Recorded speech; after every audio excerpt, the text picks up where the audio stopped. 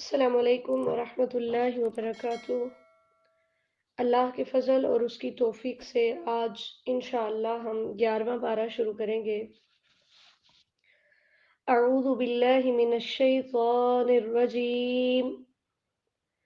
یعتذرون الیکم اذا رجعتم الیہم قل لا تعتذروا لن نؤمن لكم قد نبأنا الله من أخباركم وَسَيَرَى اللَّهُ عَمَلَكُمْ وَرَسُولُهُ ثُمَّ تُرَدُّونَ إِلَى عَالِمِ الْغَيْبِ وَالشَّهَادَةِ فَيُنَبِّئُكُم بِمَا كُنتُمْ تَعْمَلُونَ۔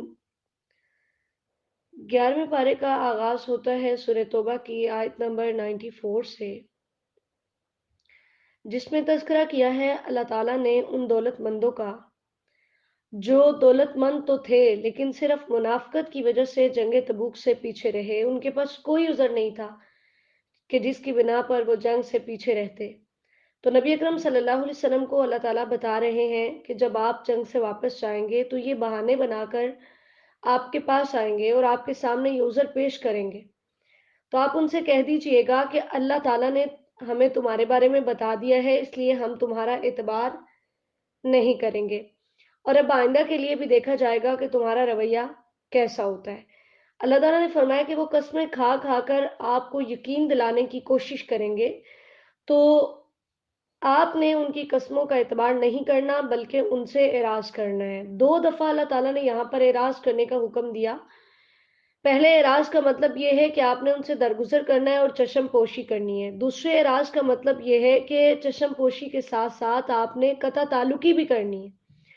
حضرت ابی بن کعب رضی اللہ تعالیٰ عنہ فرماتے ہیں نبی اکرم صلی اللہ علیہ وسلم سفر سے واپسی پر مسجد سے ابتدا کرتے تھے۔ آپ آئے اور بیٹھ گئے، لوگ آئے تو عذر پیش کرنے لگے، قسمیں کھانے لگے۔ یہ 80 سے کچھ زیادہ لوگ تھے۔ آپ نے ان کے ظاہر کو قبول کیا، بیعت لی، استغفار کیا اور ان کے پوشیدہ معاملات کو اللہ کے سپرد کر دیا۔ صحیح بخاری کی حدیث نمبر 4418 ہے۔ پھر اللہ تعالیٰ فرماتے ہیں کہ وہ آپ کے پاس آ کر قسمیں کھائیں گے اس وجہ سے کہ آپ ان سے راضی ہو جائیں۔ تو یاد رکھیے کہ یہ فاسق ہے، یعنی انہوں نے اللہ تعالیٰ کی نافرمانی کی ہے۔ اگر آپ ان سے راضی ہو بھی جاتے ہیں تو اللہ تعالیٰ کبھی بھی ان فاسقوں سے راضی نہیں ہوگا۔ پھر اللہ تعالیٰ نے آیت نمبر 97 سے 99 تک دیہاتیوں کی کچھ عادات بتائیں کہ اس سے مراد وہ لوگ تھے جو مدینہ سے دور دیہاتوں کے اندر صحراؤں میں رہتے تھے اور اسلام کی بڑھتی ہوئی طاقت سے مرعوب ہو کر انہوں نے اسلام قبول کر لیا تھا، لیکن ان کو ابھی نبی اکرم صلی اللہ علیہ وسلم کی صحبت میں رہنے کا موقع نہیں ملا تھا۔ تو چونکہ ان کا لوگوں کے ساتھ میل جول بھی کم تھا، دور گاؤں میں رہتے تھے، اس وجہ سے ان کی طبیعت کے اندر سختی تھی۔ نبی اکرم صلی اللہ علیہ وسلم نے فرمایا جو دیہات میں سکونت اختیار کرے وہ سخت دل ہو جاتا ہے۔ مسند احمد کی حدیث نمبر 3361 ہے، اور یہ حقیقت ہے۔ آپ نے محسوس کیا ہوگا کہ شہروں والوں کی نسبت گاؤں والے زیادہ ذرا سخت ہوتے ہیں۔ اسی طرح اللہ تعالیٰ نے فرمایا کہ وہ شریعت کے احکامات سے بہت دور ہیں، ٹھیک ہے، جبکہ شہری جو ہوتے ہیں وہ چونکہ نبی علیہ الصلوۃ والسلام کی صحبت میں رہ رہے تھے اس لیے وہ ان احکامات سے زیادہ واقف تھے۔ اسی طرح اللہ تعالیٰ نے فرمایا کہ شہری جو ہیں وہ نرم مزاج ہوتے ہیں جبکہ یہ سخت مزاج ہوتے ہیں، اور اس لیے نیکی کی طرف دعوت کا جذبہ بھی ان کے اندر کم ہوتا ہے، اور مال کی حرص اور لالچ ان کے اندر زیادہ ہوتا ہے۔ پھر اللہ تعالیٰ نے فرمایا کہ یہ انتظار کر رہے ہیں کہ تم پہ کوئی آفت آئے اور تم ہلاک ہو جاؤ، جیسے سیدہ عائشہ رضی اللہ تعالیٰ عنہ فرماتی ہیں دیہاتیوں کی سختی کے بارے میں کہ دیہاتیوں کے کچھ لوگ نبی اکرم صلی اللہ علیہ وسلم کے پاس آئے، انہوں نے آپ صلی اللہ علیہ وسلم کو دیکھا کہ آپ حسن و حسین رضی اللہ تعالیٰ عنہما کو چوم رہے تھے، کہتے کیا تم اپنے بچوں کو چومتے بھی ہو؟ لوگوں نے کہا ہاں، تو کہنے لگے کہ لیکن اللہ کی قسم ہم تو نہیں چومتے۔ تو نبی اکرم صلی اللہ علیہ وسلم نے فرمایا اور میں کیا اختیار رکھتا ہوں اگر اللہ نے تم سے رحم نکال لیا ہے۔ صحیح مسلم کی حدیث نمبر 5998 ہے۔ پھر اللہ تعالیٰ نے بتایا کہ سب دیہاتی ایک جیسے نہیں ہیں، دیہاتیوں میں بھی کچھ مومنین ہیں جو اللہ پر اور یوم آخرت پہ ایمان لاتے ہیں اور خوش دلی کے ساتھ اللہ تعالیٰ کے راستے میں اپنا مال خرچ کرتے ہیں، نبی اکرم صلی اللہ علیہ وسلم کی دعائیں لینے کے لیے اپنا مال اللہ کے راستے میں خرچ کرتے ہیں، تو اللہ تعالیٰ ایسے لوگوں پہ اپنی رحمتوں کا نزول فرمائے گا۔ ان اللہ غفور الرحیم، کیونکہ اللہ تعالیٰ بہت بخشنے والا، بے حد رحم کرنے والا ہے. ٹھیک ہے. تو یہاں سے پتہ چلتا ہے کہ علم کی کتنی اہمیت ہے، کہ انسان کو ہمیشہ یہ کوشش کرتے رہنا چاہیے کہ وہ علم سیکھتا رہے، کیونکہ دیہاتیوں کے اندر یہ کمیاں اسی وجہ سے تھی کہ ان کے پاس شریعت کا اس طرح علم نہیں تھا جیسے شہریوں کے پاس تھا. دوسرا رکوع ہے والسابقون الاولون، آیت نمبر 100 سے اللہ تعالیٰ نے بتایا کہ ایسے لوگ جنہوں نے بہت پہلے ایمان قبول کیا، پھر بہت پہلے انہوں نے ہجرت کی، جہاد میں حصہ لیا اور دین میں سبقت لے گئے. اور اس میں سب سے پہلے تو حضرت ابو بکر رضی اللہ تعالیٰ عنہ آتے ہیں. ٹھیک ہے. پھر حضرت عمر رضی اللہ تعالیٰ عنہ، حضرت عثمان رضی اللہ تعالیٰ عنہ، حضرت علی رضی اللہ تعالیٰ عنہ، حضرت طلحہ بن عبید اللہ رضی اللہ عنہ، حضرت زبیر بن عوام رضی اللہ تعالیٰ عنہ، حضرت عبد الرحمن بن عوف رضی اللہ تعالیٰ عنہ، حضرت سعید بن زید رضی اللہ تعالیٰ عنہ، حضرت سعد بن ابی وقاص رضی اللہ تعالیٰ عنہ، اور حضرت ابو عبیدہ بن جراح رضی اللہ تعالیٰ عنہ، جو کہ عشرہ مبشرہ صحابہ ہیں. پھر اس کے اندر بدری صحابی آتے ہیں، پھر اس کے بعد جنہوں نے بیعت عقبہ میں حصہ لیا، پھر بیعت رضوان میں حصہ لیا، پھر جو فتح مکہ سے پہلے مسلمان ہوئے. یعنی سٹیپ بائی سٹیپ سارے مسلمان ہی صحابہ کرام رضی اللہ تعالیٰ عنہ ان کے اندر آ جاتے ہیں. پھر اسی طرح اس کے اندر انصار کہ جنہوں نے 11 نبی میں حج کے موقع پر آ کر نبی علیہ الصلوۃ والسلام کے ساتھ اسلام قبول کیا، اور یہ ٹوٹل 7 لوگ تھے. پھر اگلے سال 12 نبی میں 72 لوگ آئے، جس میں 70 مرد تھے اور 2 عورتیں تھیں. انہوں نے آ کر نبی علیہ الصلوۃ والسلام کے ہاتھوں اسلام قبول کیا. پھر ان کے ساتھ نبی علیہ السلام نے حضرت مصعب بن عمیر رضی اللہ تعالیٰ عنہ کو بھیجا، جنہوں نے جا کر ان کو دین کی تبلیغ کی اور بہت سارے لوگ مسلمان ہوئے. اور پھر انہوں نے نبی علیہ الصلوۃ والسلام سے ریکویسٹ کی کہ اگر آپ کی قوم کے لوگ آپ کو پریشان کر رہے ہیں تو آپ ہمارے پاس آ جائیے. تو پھر 13 نبوی میں نبی اکرم صلی اللہ علیہ وسلم نے ہجرت کی تھی. تو اللہ تعالیٰ فرماتے ہیں ان تمام لوگوں کو میں رضی اللہ عنہم ورضوا عنہ کا سرٹیفکیٹ دیتا ہوں کہ یہ مجھ سے راضی ہو گئے ہیں اور میں ان سے راضی ہو گیا ہوں. اللہ اکبر.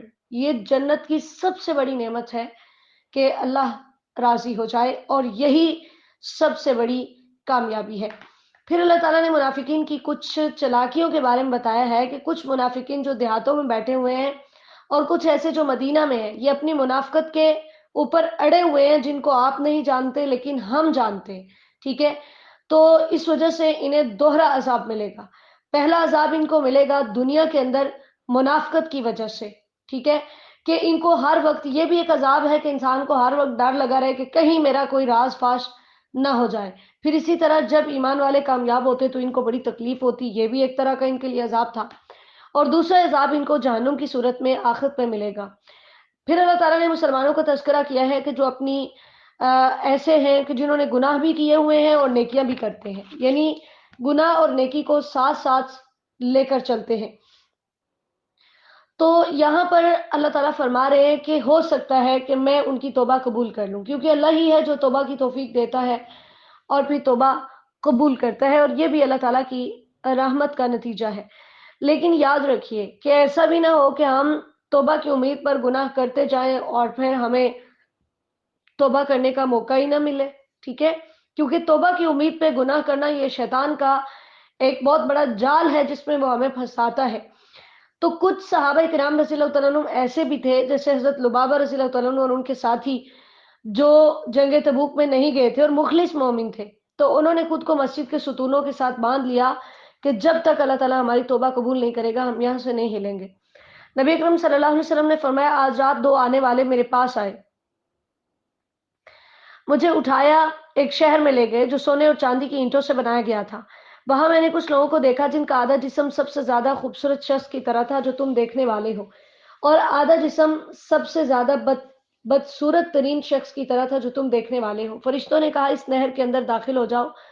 وہ اس میں داخل ہوئے، پھر ہماری طرف واپس آئے تو ان کی بدصورتی جا چکی تھی اور وہ بہترین صورت میں بدل چکے تھے. فرشتوں نے کہا یہ جنت عدن ہے اور وہ تمہارا گھر ہے، اور وہ لوگ جن کا آدھا حصہ خوبصورت اور آدھا حصہ بدصورت تھا، یہ وہ لوگ ہیں کہ جنہوں نے نیکیاں اور برائیاں ملا کر کی ہیں، تو اللہ تعالیٰ نے ان کے گناہوں کو معاف کر دیا ہے، ان سے درگزر فرمایا ہے. صحیح بخاری کی حدیث نمبر 4674 ہے.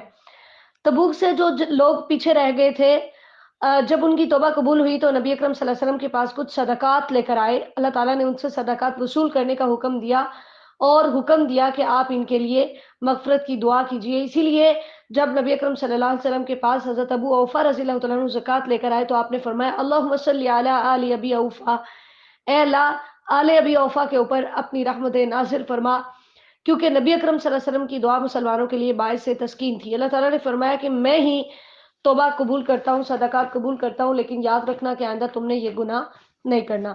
آیت نمبر 106 میں اللہ تعالیٰ نے حضرت لبابہ رضی اللہ تعالیٰ عنہ اور ان کے ساتھیوں کا تذکرہ کیا ہے کہ ان کی توبہ اللہ تعالیٰ نے قبول کر لی۔ 3 طرح کے لوگ تھے جو جنگ تبوک میں نہیں گئے تھے، ایک منافقین، دوسرے حضرت ابو لبابہ رضی اللہ تعالیٰ عنہ ان کے ساتھی، اور تیسرے یعنی انہوں نے آ کر نبی علیہ السلام سے ایکسکیوز کر لیا تھا اور آ کے معافی مانگ لی تھی، اللہ تعالیٰ نے ان کی توبہ قبول کر لی۔ 3 صحابی ایسے تھے کہ جو جنگ تبوک میں نہیں گئے اور نبی علیہ السلام کے پاس آ کر شرمندگی کی وجہ سے عذر بھی پیش نہیں کیا کہ ہم جا کر کیا کہیں گے کہ ہم مخلص مومن ہیں، اور صرف سستی کی وجہ سے وہ جنگ میں نہیں جا سکے تھے۔ حضرت کعب بن مالک رضی اللہ تعالیٰ عنہ، حضرت مرارہ بن ربیع رضی اللہ تعالیٰ عنہ اور حضرت حلال بن امیہ رضی اللہ تعالیٰ عنہ، انہوں نے آ کر کوئی عذر پیش نہیں کیا تھا، تو ان کے ساتھ سب سے سخت معاملہ کیا گیا تھا۔ آیت نمبر 107 سے 110 تک ہے کہ جب نبی اکرم صلی اللہ علیہ وسلم جنگ تبوک کے لیے گئے تو پیچھے سے ابو عامر ان کا ایک راہب تھا جس نے ان کو مشورہ دیا کہ ہم ایک مسجد تعمیر کرتے ہیں منافقین کو، ٹھیک ہے؟ تو ان منافقین نے ایک مسجد تعمیر کی جس کا نام مسجد زرار تھا، زواد کے ساتھ، مسجد زرار۔ اب اس مسجد کا مقصد کیا تھا؟ اس کا مقصد اللہ تعالیٰ کی عبادت نہیں تھا بلکہ مسلمانوں کو تکلیف دینا تھا۔ اس مسجد کا مقصد کفر پھیلانا تھا، اس کا مقصد مسلمانوں میں جدائی ڈلوانا تھا، اور اس کا مقصد یہ تھا کہ اللہ اور اس کے رسول صلی اللہ علیہ وسلم کی مخالفت کرنے والوں کو پناہ دی جائے۔ یعنی مساجد تو اس لیے ہوتی ہے کہ وہاں پر اللہ کی عبادت کی جائے، وہاں پر اسلام کو پھیلایا جائے، وہاں پر مسلمانوں کے درمیان الفت و محبت پیدا کی جائے، مسلمانوں کے اندر اتحاد قائم کیا جائے، اور اللہ اور اس کے رسول صلی اللہ علیہ وسلم کی اتباع کرنے والوں کو ایک کلہ فراہم کیا جائے کہ وہ وہاں پر بیٹھ کر کفر سے لڑ سکے۔ لیکن اس مسجد کے مقاصد بالکل الٹ تھے۔ تو اللہ تعالیٰ نے نبی اکرم صلی اللہ علیہ وسلم کو بتایا اس مسجد کے بارے میں، کیونکہ انہوں نے نبی علیہ السلام سے ریکویسٹ کی تھی کہ آپ ہماری مسجد میں آئیں، تو آپ صلی اللہ علیہ وسلم نے ان سے کہا تھا کہ میں جنگ تبوک سے واپسی پر تمہاری مسجد میں آؤں گا۔ تو اللہ تعالیٰ نے راستے میں ہی بذریعہ وہی آپ کو بتا دیا اور حکم دیا لا تقم فیہ ابدا، آپ نے کبھی بھی اس میں کھڑے نہیں ہونا اور اس میں کبھی بھی آپ نے نماز نہیں پڑھنی۔ اس کے مقابلے میں وہ مسجد جس کی بنیاد تقوی پر رکھی گئی ہے، جس سے مراد مسجد قباء ہے، آپ نے اس مسجد کے اندر ٹھہرنا ہے، وہ زیادہ حقدار ہے کہ آپ اس کے اندر نماز پڑھیں۔ کیونکہ رسول اللہ صلی اللہ علیہ وسلم جب ہجرت کر کے گئے تھے تو بنو عمر بن عوف کے اندر آپ 10 سے زیادہ کچھ راتیں ٹھہرے تھے، وہاں پر آپ نے حضرت سہل اور سہیل رضی اللہ تعالیٰ عنہ کی کھجوریں سکھانے کی جگہ تھی جہاں پر آپ نے مسجد کی بنیاد رکھی تھی، صحیح بخاری کی حدیث نمبر 3906 ہے۔ تو وہاں پر نماز پڑھنا اللہ تعالیٰ نے فرمایا زیادہ افضل ہے، کیونکہ مسجد قباء میں نماز پڑھنا 2 رکعتیں ادا کرنا عمرے کی طرح ہے، جامع ترمذی کی حدیث نمبر 324 ہے۔ تو اللہ تعالیٰ نے اہل قباء کی تعریف کی کہ جو پاکیزگی حاصل کرتے ہیں، کیونکہ وہ پانی سے استنجا کرتے تھے، سنن نبی داؤد کی حدیث نمبر 44 ہے۔ تو اللہ تعالیٰ نے بتایا کہ ایسے لوگ جن کی مسجد کی بنیاد ہی درست نہیں تھی، اللہ تعالیٰ نے اس کو تباہ و برباد کر دیا اور وہ مسجد ان کو لے کر جہنم کے گڑھے میں گری۔ تو پتہ چلا کہ جب نیک کام آپ کر رہے ہو اور اس کی بنیاد اچھی نہ ہو، اس کے پیچھے نیت درست نہ ہو، تو وہ نیک عمل ضائع ہو جاتا ہے۔ اور پھر نبی اکرم صلی اللہ علیہ وسلم کو اللہ تعالیٰ نے حکم دیا کہ اس مسجد کو گرا دیا جائے، اور یہ بھی بتایا کہ یہ مسجد بنانے والے ہمیشہ بے چین رہیں گے کیونکہ ان کا نفاق ظاہر ہو گیا ہے۔ تو یہاں سے پتہ چلتا ہے کہ ایسے اڈے جہاں پر ایمان کی بجائے کفر پھیلایا جا رہا ہے، تو ایسے اڈے جو مسلمانوں کے درمیان اتحاد پیدا کرنے کی بجائے انتشار پیدا کر رہے ہیں، ان کو مسمار کر دینا چاہیے۔ تیسرا رکوع ہے ان اللہ اشتری من المؤمنین، آیت نمبر 111 اور 112 میں اللہ تعالیٰ نے ایمان والوں کے بارے میں بتایا کہ جنہوں نے اپنے رب سے سودے کیے ہیں، اپنی جان اور اپنا مال اللہ کو دے کر انہوں نے جنت خرید لی ہے، ان کی خوبیاں یہ ہیں کہ وہ اللہ کے راستے میں قتل کرتے ہیں اور قتل ہوتے ہیں۔ اللہ اکبر کبیرہ، اللہ رب العالمین نے جنت تورات میں، انجیل میں، قرآن میں ان سے جنت کا وعدہ کیا ہے، اور اللہ نے فرمایا کہ تم اپنے سودے پہ خوش ہو جاؤ کیونکہ یہی کامیابی سب سے بڑی ہے۔ حضرت مغیرہ بن شعبہ رضی اللہ تعالیٰ عنہ جب ایران گئے جہاد کے لیے، تو کسرا کے جرنیل نے ان سے پوچھا کہ تم لوگ کیا ہو؟ انہوں نے اللہ اور اس کے رسول صلی اللہ علیہ وسلم کا تعارف کروایا اور اس کے بعد فرمایا ہمارے ربی نے رب کا یہ پیغام پہنچایا ہے کہ ہم میں سے جو قتل کر دیا جائے گا جنت کی ایسی نعمتوں میں جائے گا جو کبھی کسی کے دیکھنے میں نہیں آئی، اور جو ہم میں سے باقی رہے گا وہ تمہاری گردنوں کا مالک بنے گا۔ صحیح بخاری کی حدیث نمبر 3159 ہے۔ اللہ تعالی ہمیں بھی اپنے راستے میں جہاد کرنے کی توفیق عطا فرمائے۔ پھر اللہ تعالیٰ نے مجاہدین کی صفات بتائی ہیں کہ وہ توبہ کرنے والے ہیں، عبادت گزار ہیں، اللہ کی تعریف کرنے والے ہیں، اللہ کے راستے میں سفر کرنے والے ہیں، نیکی کا حکم دینے والے اور برائی سے روکنے والے ہیں، اللہ کی حدود کے محافظ ہیں، رکوع کرنے والے ہیں اور سجدہ کرنے والے ہیں۔ وبشر المؤمنین، ایسے ایمان والوں کو خوشخبریاں دے دیجئے۔ اللہم اجعلنا منہم۔ آیت نمبر 113 بہت اہم ہے۔ نبی اکرم صلی اللہ علیہ وسلم کو اللہ تعالیٰ نے حکم دیا کہ کسی نبی کے لیے اور ایمان والوں کے لیے یہ جائز نہیں ہے کہ وہ کسی مشرک کے لیے بخشش کی دعا کرے، چاہے وہ اس کا قریبی رشتہ دار ہو، جب اس کے لیے یہ بات واضح ہو جائے کہ انہم اصحاب الجحیم، کہ وہ دوزخ والے ہیں۔ کیونکہ جب ابو طالب کی وفات کا وقت قریب آیا تو وہاں پر نبی اکرم صلی اللہ علیہ وسلم بھی موجود تھے، اور ابو جہل اور عبداللہ بن امیہ بن مغیرہ بھی وہاں پر موجود تھا۔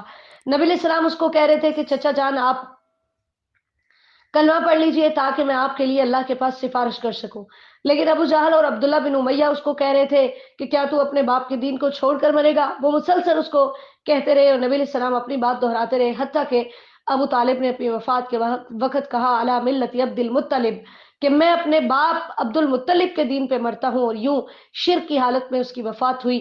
تو نبی اکرم صلی اللہ علیہ وسلم نے فرمایا اللہ کی قسم میں تب تک اس کے لیے استغفار کرتا رہوں گا جب تک مجھے روک نہ دیا گیا۔ اس وقت اللہ تعالیٰ نے یہ آیت نازل کی، صحیح بخاری کی حدیث نمبر 1360 ہے، کہ مشرک کے لیے آپ نے بخشش کی دعا نہیں کرنی، کیونکہ مشرک دوزخی ہے۔ اسی طرح نبی اکرم صلی اللہ علیہ وسلم نے اپنی والدہ کی قبر کی زیارت کی، آپ خود بھی روئے اور دوسروں کو بھی رلایا۔ آپ صلی اللہ علیہ وسلم نے فرمایا کہ میں نے اللہ تعالیٰ سے بخشش کی دعا کی اجازت مانگی، لیکن اللہ تعالیٰ نے مجھے اپنے والدین کے لیے بخشش کی دعا کی اجازت نہیں دی، لیکن میں نے زیارت کی اجازت مانگی تو وہ مجھے مل گئی، سو تم قبروں کی زیارت کرو کیونکہ وہ آخرت کی یاد دلاتی ہے۔ صحیح مسلم کی حدیث نمبر 976 ہے۔ تو چونکہ نبی اکرم صلی اللہ علیہ وسلم کے والدین کے بارے میں جب یہ بات کہی جائے، لاسٹ ٹائم بھی جب میں نے دورہ قرآن میں یہ بات کہی تو اس کے اوپر بہت زیادہ اعتراض کیا گیا، تو یہ صحیح مسلم کی حدیث ہے۔ اس کے علاوہ بھی یہ حدیث کی کئی کتابوں میں موجود ہے اور صحیح حدیث ہے۔ نبی اکرم صلی اللہ علیہ وسلم کو بخشش کی دعا کی اجازت کا نہ ملنا اس بات کی دلیل ہے کہ آپ صلی اللہ علیہ وسلم کے والدین کی وفات شرک پہ ہوئی تھی، کیونکہ عربوں کے اندر انتہا درجے کا شرک پایا جاتا تھا، جس کا اندازہ آپ اس بات سے لگا سکتے ہیں کہ بیت اللہ کے اندر 8 ہجری میں مکہ فتح ہوا ہے، 13 سال نبی علیہ الصلوۃ والسلام مکہ میں رہے ہیں، اور پھر 8 سال مدینہ میں رہے ہیں، اس کے بعد آئے ہیں تو مکہ فتح ہوا ہے۔ تب تک بیت اللہ کے اندر 360 بت موجود تھے، اس قدر بت پرستی ان کے اندر عام تھی، وہ شرک میں مبتلا تھے۔ تو یہ بات کوئی بعید از عقل نہیں ہے کہ نبی علیہ الصلوۃ والسلام کے والدین بھی اسی معاشرے کا حصہ تھے تو وہ جی توحید پر قائم ہوں گے، ٹھیک ہے۔ ابو طالب کو آپ دیکھ لیجئے، نبی علیہ الصلوۃ والسلام کے سگے چچا تھے، تو بخشش کی دعا کی اجازت کا نہ ملنا اس بات کی دلیل ہے کہ آپ صلی اللہ علیہ وسلم کے والدین مشرک تھے، اور اس سے نبی علیہ السلام کی شان میں کوئی فرق بھی نہیں پڑتا، کیونکہ ابراہیم علیہ الصلوۃ والسلام کا باپ بھی مشرک تھا، نوح علیہ الصلوۃ والسلام کا بیٹا کافر تھا، بیوی کافرہ تھی، لوط علیہ السلام کی بیوی کافرہ تھی، اور قرآن میں اللہ تعالیٰ فرماتے ہیں میں زندہ سے مردہ کو اور مردہ سے زندہ کو نکالتا ہوں۔ اس کی ایک تفسیر یہ بھی ہے کہ کافر سے اللہ مسلمان کو پیدا کرتا ہے اور مسلمان سے کافر کو۔ تو اس بات کے اوپر اعتراض کرنے والوں کو نبی علیہ الصلوۃ والسلام کے منہ سے نکلے ہوئی باتوں پر یقین رکھنا چاہیے، ٹھیک ہے۔ اور یعنی جو بات درست ہے ہمیں اس کو تسلیم کرنا چاہیے۔ میں باقی احادیث کے حوالے بھی انشاءاللہ تعالیٰ پیش کرنے کے لیے تیار ہوں۔ تو اس آیت کی روشنی میں اور ان احادیث کی روشنی میں یہ ثابت ہوتا ہے کہ کوئی بھی مشرک اس کے لیے بخشش کی دعا نہیں کر سکتے۔ یہی وجہ ہے کہ بڑی تکلیف ہوتی ہے دل کو کہ اگر ہمارے پیاروں کے عقائد بھی درست نہ ہوں تو ہم تو ان کے مرنے کے بعد ان کے لیے دعا بھی نہیں کر سکتے۔ اکثر سٹوڈنٹس کا میسج آتا ہے کہ میرے فلاں کی ڈیتھ ہو گئی ہے، اس کے لیے بخشش کی دعا کیجیے۔ اب میں اتنی زیادہ تردد کا شکار ہو جاتی ہوں کہ مجھے کیا پتا کہ اس انسان کا عقیدہ کیسا ہے کہ میں اس کے لیے دعا کروں یا نہ کروں، کیونکہ بخشش کی دعا اللہ تعالیٰ نے نبی علیہ السلام کو منع کر دیا ہے، ایمان والوں کو منع کیا ہے۔ آپ آیت نمبر 113 کھول کر ترجمہ خود پڑھیے گا۔ کسی نبی کے لائق نہیں، والذین آمنوا، اور ان لوگوں کے لائق نہیں جو ایمان لائے ہیں، ان یستغفروا للمشرکین، کہ وہ مشرکوں کے لیے بخشش کی دعا کریں، ولو کانوا اولی قربا، اگرچہ وہ ان کے رشتہ دار ہی ہوں، من بعد ما تبین، اس کے بعد جب ان کے لیے واضح ہو چکا، من بعد ما تبین لہم، کہ جب ان کے لیے واضح ہو چکا، انہم اصحاب الجحیم، کہ وہ دوزخ والے ہیں۔ ٹھیک ہے، تو اس وجہ سے جس کا عقیدہ درست نہیں ہے اس کے لیے ہم دعا بھی نہیں کر سکتے۔ اب اگلا سوال پیدا ہوتا ہے 114 میں، آیت نمبر میں، ابراہیم علیہ السلام کا باپ بھی مشرک تھا، انہوں نے پھر اپنے باپ کے لیے بخشش کی دعا کیوں کی؟ تو اللہ تعالیٰ نے بتا دیا ہے کہ عن موعدۃ وعدہا ایاہ، انہوں نے اپنے باپ سے وعدہ کیا تھا کہ میں تمہارے لیے بخشش کی دعا کروں گا، تو اس وعدے کے تحت انہوں نے دعا کی تھی، لیکن فلما تبین لہ، جب ان کے لیے یہ بات واضح ہوئی انہ عدو للہ تبرأ منہ، کہ ان کا باپ اللہ کا دشمن ہے، تو وہ اس سے لا تعلق ہو گئے تھے، پھر انہوں نے اس کے لیے بخشش کی دعا کرنا چھوڑ دیا تھا۔ یہی وجہ ہے کہ ان کے باپ کو گندگی سے آلودہ بجو کی صورت میں جہنم رسید کیا جائے گا۔ صحیح بخاری کی حدیث نمبر 3350 ہے۔ ٹھیک ہے، تو کافر یا مشرک کی تجہیز و تکفین میں تو شامل ہوا جا سکتا ہے، لیکن اس کے لیے دعائے مغفرت نہیں کی جا سکتی۔ پھر اللہ تعالیٰ نے تذکرہ کیا ہے آیت نمبر 117 سے 118 تک ان لوگوں کا کہ جن کی توبہ اللہ تعالیٰ نے قبول کی، یعنی یہ اس سے مراد وہ 3 صحابی ہیں، حضرت کعب بن مالک، حضرت مرارہ بن ربیع اور حضرت حلال بن امیہ رضی اللہ تعالیٰ عنہم، کہ ان کی توبہ کے قبول ہونے کا تذکرہ ہے، کہ ان کے دل، اللہ تعالیٰ نے فرمایا کہ ان کے اوپر زمین تنگ ہو گئی، ان کے نفس اپنے اوپر تنگ ہو گئے، کیونکہ وہ ہر جنگ میں جاتے تھے، سستی کی وجہ سے اس جنگ سے پیچھے رہے اور نبی علیہ الصلوۃ والسلام کو سچ سچ بتا دیا۔ تو 40 دن تک اللہ تعالیٰ نے نبی علیہ السلام کو اور مسلمانوں کو منع کیا کہ آپ نے ان سے بات نہیں کرنی، ان سے بائیکاٹ کرنا ہے، اور پھر 10 دن مزید ان کے بیوی بچوں کو بھی روک دیا کہ تم نے بھی ان سے بات نہیں کرنی۔ یوں 50 راتیں انہوں نے اتنی سختی میں گزاری کہ جس کا نقشہ قرآن خود کھینچتا ہے کہ زمین کشادہ ہونے کے باوجود ان پہ تنگ ہو گئی، ان کی اپنی جانیں ان پہ تنگ ہو گئیں، اور ان کو یقین ہو گیا کہ اللہ تعالیٰ کے علاوہ ان کے لیے کوئی پناہ کی جگہ نہیں ہے، اور پھر اس کے بعد اللہ تعالیٰ نے ان کی توبہ قبول کی، جس کے اوپر حضرت کعب بن مالک رضی اللہ تعالیٰ عنہ خوشی کا اظہار کرتے ہیں، کہتے ہیں میں اپنا سارا مال اللہ اور اس کے رسول صلی اللہ علیہ وسلم کی رضا کے لیے صدقہ کرتا ہوں۔ آپ نے فرمایا تھوڑا سا مال اپنے لیے بھی رکھ لو، یہ تمہارے لیے بہتر ہے۔ صحیح بخاری کی حدیث نمبر 4418 ہے۔ اللہ اکبر، صحابہ کرام رضی اللہ تعالیٰ عنہم کے کردار دیکھیے، خوشی ملنے پر سارا مال اللہ کے راستے میں صدقہ کر دیا، اور ہم خوشی ملنے پر کیا کرتے ہیں؟ یا تو بخل کرتے ہیں اور یا پھر فضول کاموں میں اڑاتے ہیں۔ ہمیں خوشی ملتی ہے تو ہم اللہ کی نافرمانیاں کرتے ہیں۔ صحابہ کرام رضی اللہ تعالیٰ عنہم کو خوشی ملتی تو وہ اللہ کے راستے میں ہی اپنا مال خرچ کرتے تھے۔ اللہ ہمیں ان جیسا ایمان نصیب فرما دے۔ چوتھا رکوع ہے یا ایھا الذین آمنوا اتقوا اللہ وکونوا مع الصادقین، آیت نمبر 119 سے 122 تک اللہ تعالیٰ نے بتایا ہے کہ جیسے ان 3 صحابہ کرام رضی اللہ تعالیٰ عنہ نے سچ بولا، اسی طرح ایمان کا یہ تقاضا ہے کہ تم بھی اللہ سے ڈرو اور اس کے ساتھ ساتھ تم بھی سچوں میں شامل ہو جاؤ، یعنی وہ لوگ جن کے اقوال و اعمال سچے ہیں۔ اسی وجہ سے حضرت ابی بن کعب رضی اللہ تعالیٰ عنہ فرماتے ہیں، حضرت کعب بن مالک رضی اللہ تعالیٰ عنہ فرماتے ہیں کہ اللہ کی قسم، اسلام لانے کے بعد اللہ تعالیٰ نے مجھ پر جو سب سے بڑا احسان کیا وہ یہ ہے کہ میں نے نبی اکرم صلی اللہ علیہ وسلم سے سچ بولا۔ صحیح بخاری کی حدیث نمبر 4418 ہے۔ پھر اللہ تعالیٰ نے مسلمانوں کو رغبت دلائی کہ تم نے ہر حالت میں نبی اکرم صلی اللہ علیہ وسلم کا ساتھ دینا ہے، اپنے نفسوں کو راحت اور سکون پہنچانے سے بھی زیادہ تم نے نبی علیہ السلام کا خیال رکھنا ہے، کیونکہ تب تک تمہارا ایمان مکمل ہی نہیں ہو سکتا جب تک اللہ کے رسول صلی اللہ علیہ وسلم تمہارے نزدیک سب لوگوں سے زیادہ محبوب نہ ہو جائے۔ حضرت عمر رضی اللہ عنہ ایک دفعہ نبی اکرم صلی اللہ علیہ وسلم کے ساتھ ایک راستے میں جا رہے تھے، آپ نے نبی علیہ السلام کا ہاتھ تھاما ہوا تھا، کہتے ہیں یا رسول اللہ مجھے اپنی جان کے علاوہ ہر چیز سے بڑھ کے آپ سے محبت ہے۔ آپ صلی اللہ علیہ وسلم نے فرمایا اے عمر آپ کا تو ایمان ہی مکمل نہیں ہے۔ پھر فرمایا یا رسول اللہ مجھے آپ سے اپنی جان سے بھی بڑھ کے محبت ہے۔ آپ نے فرمایا اے عمر اب، یعنی اب آپ کا ایمان مکمل ہوا ہے۔ اللہ اکبر کبیرہ۔ सही बुखारी की हदीस नंबर 6632। हम में से कौन है जिसको अपनी जान से ज्यादा नबी सलाम से मोहब्बत है? कहने को तो हम सब कहते हैं हुर्मत रसूल पर जान भी कुर्बान है, और नारा लगाने वाले के चेहरे पे दाढ़ी नहीं होती। कहने को तो हम सब कहते हैं कि ना हो इश्क रसूल तो जिंदगी फजूल है, मर मिटने के लिए तो हम तैयार हैं, लेकिन नबी सलाम के हुक्म के मुताबिक हम पर्दा करने के लिए तैयार नहीं है, हम सुन्नत पर अमल करने के लिए तैयार नहीं है। कौन है हम में से जो नबी सलाम की मोहब्बत की वजह से अपनी ख्वाहिशात को कुर्बान करे? कौन है? कौन है जो हम में से रसूलुल्लाह सल्लल्लाहु अलैहि वसल्लम की मोहब्बत की वजह से सुन्नत की इत्तिबा शुरू कर दे?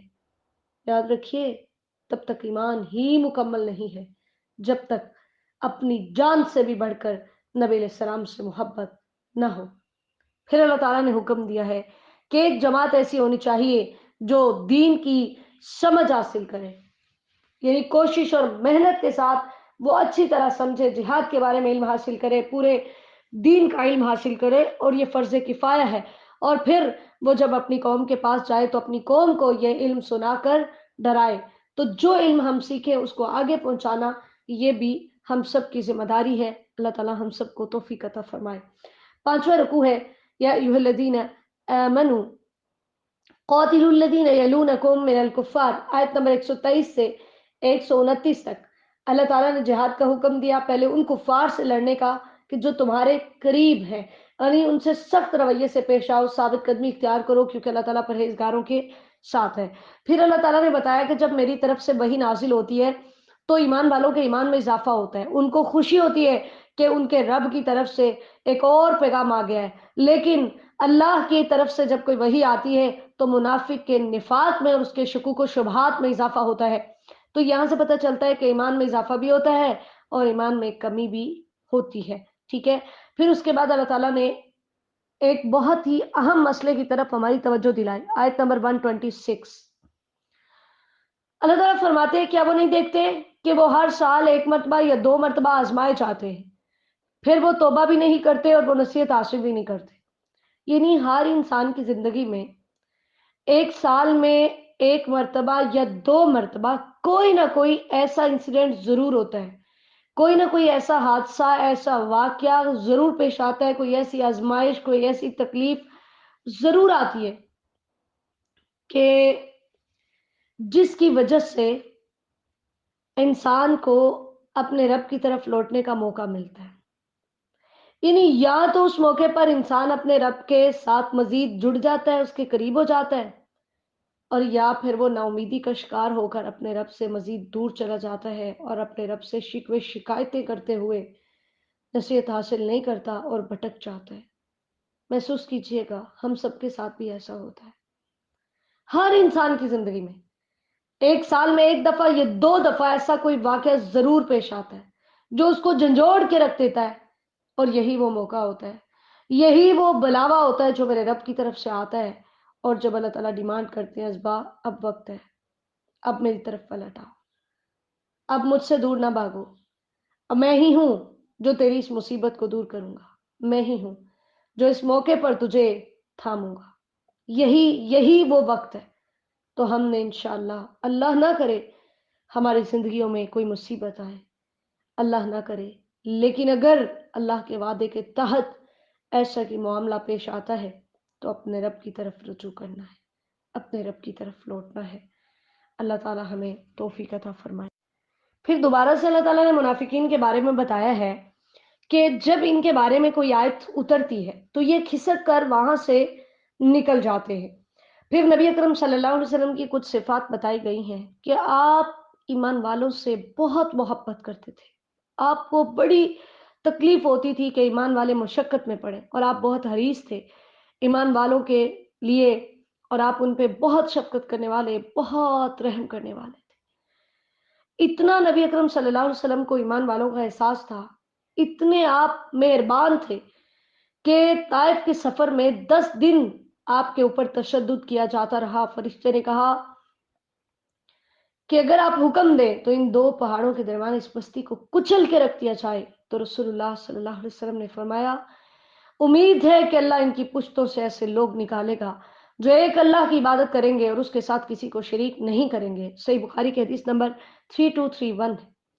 نبی علیہ السلام ایمان والوں کے اوپر بہت زیادہ حریص ہے، اسی لیے آپ صلی اللہ علیہ وسلم نے حکم دیا کہ میں روز قیامت تمہاری کثرت پہ فخر کروں گا، تم کمواری عورت سے شادی کرو کیونکہ وہ زیادہ محبت کرنے والی اور زیادہ بچے پیدا کرنے والی ہوتی ہے، میں تمہاری کثرت پر دوسری امتوں کے سامنے فخر کروں گا۔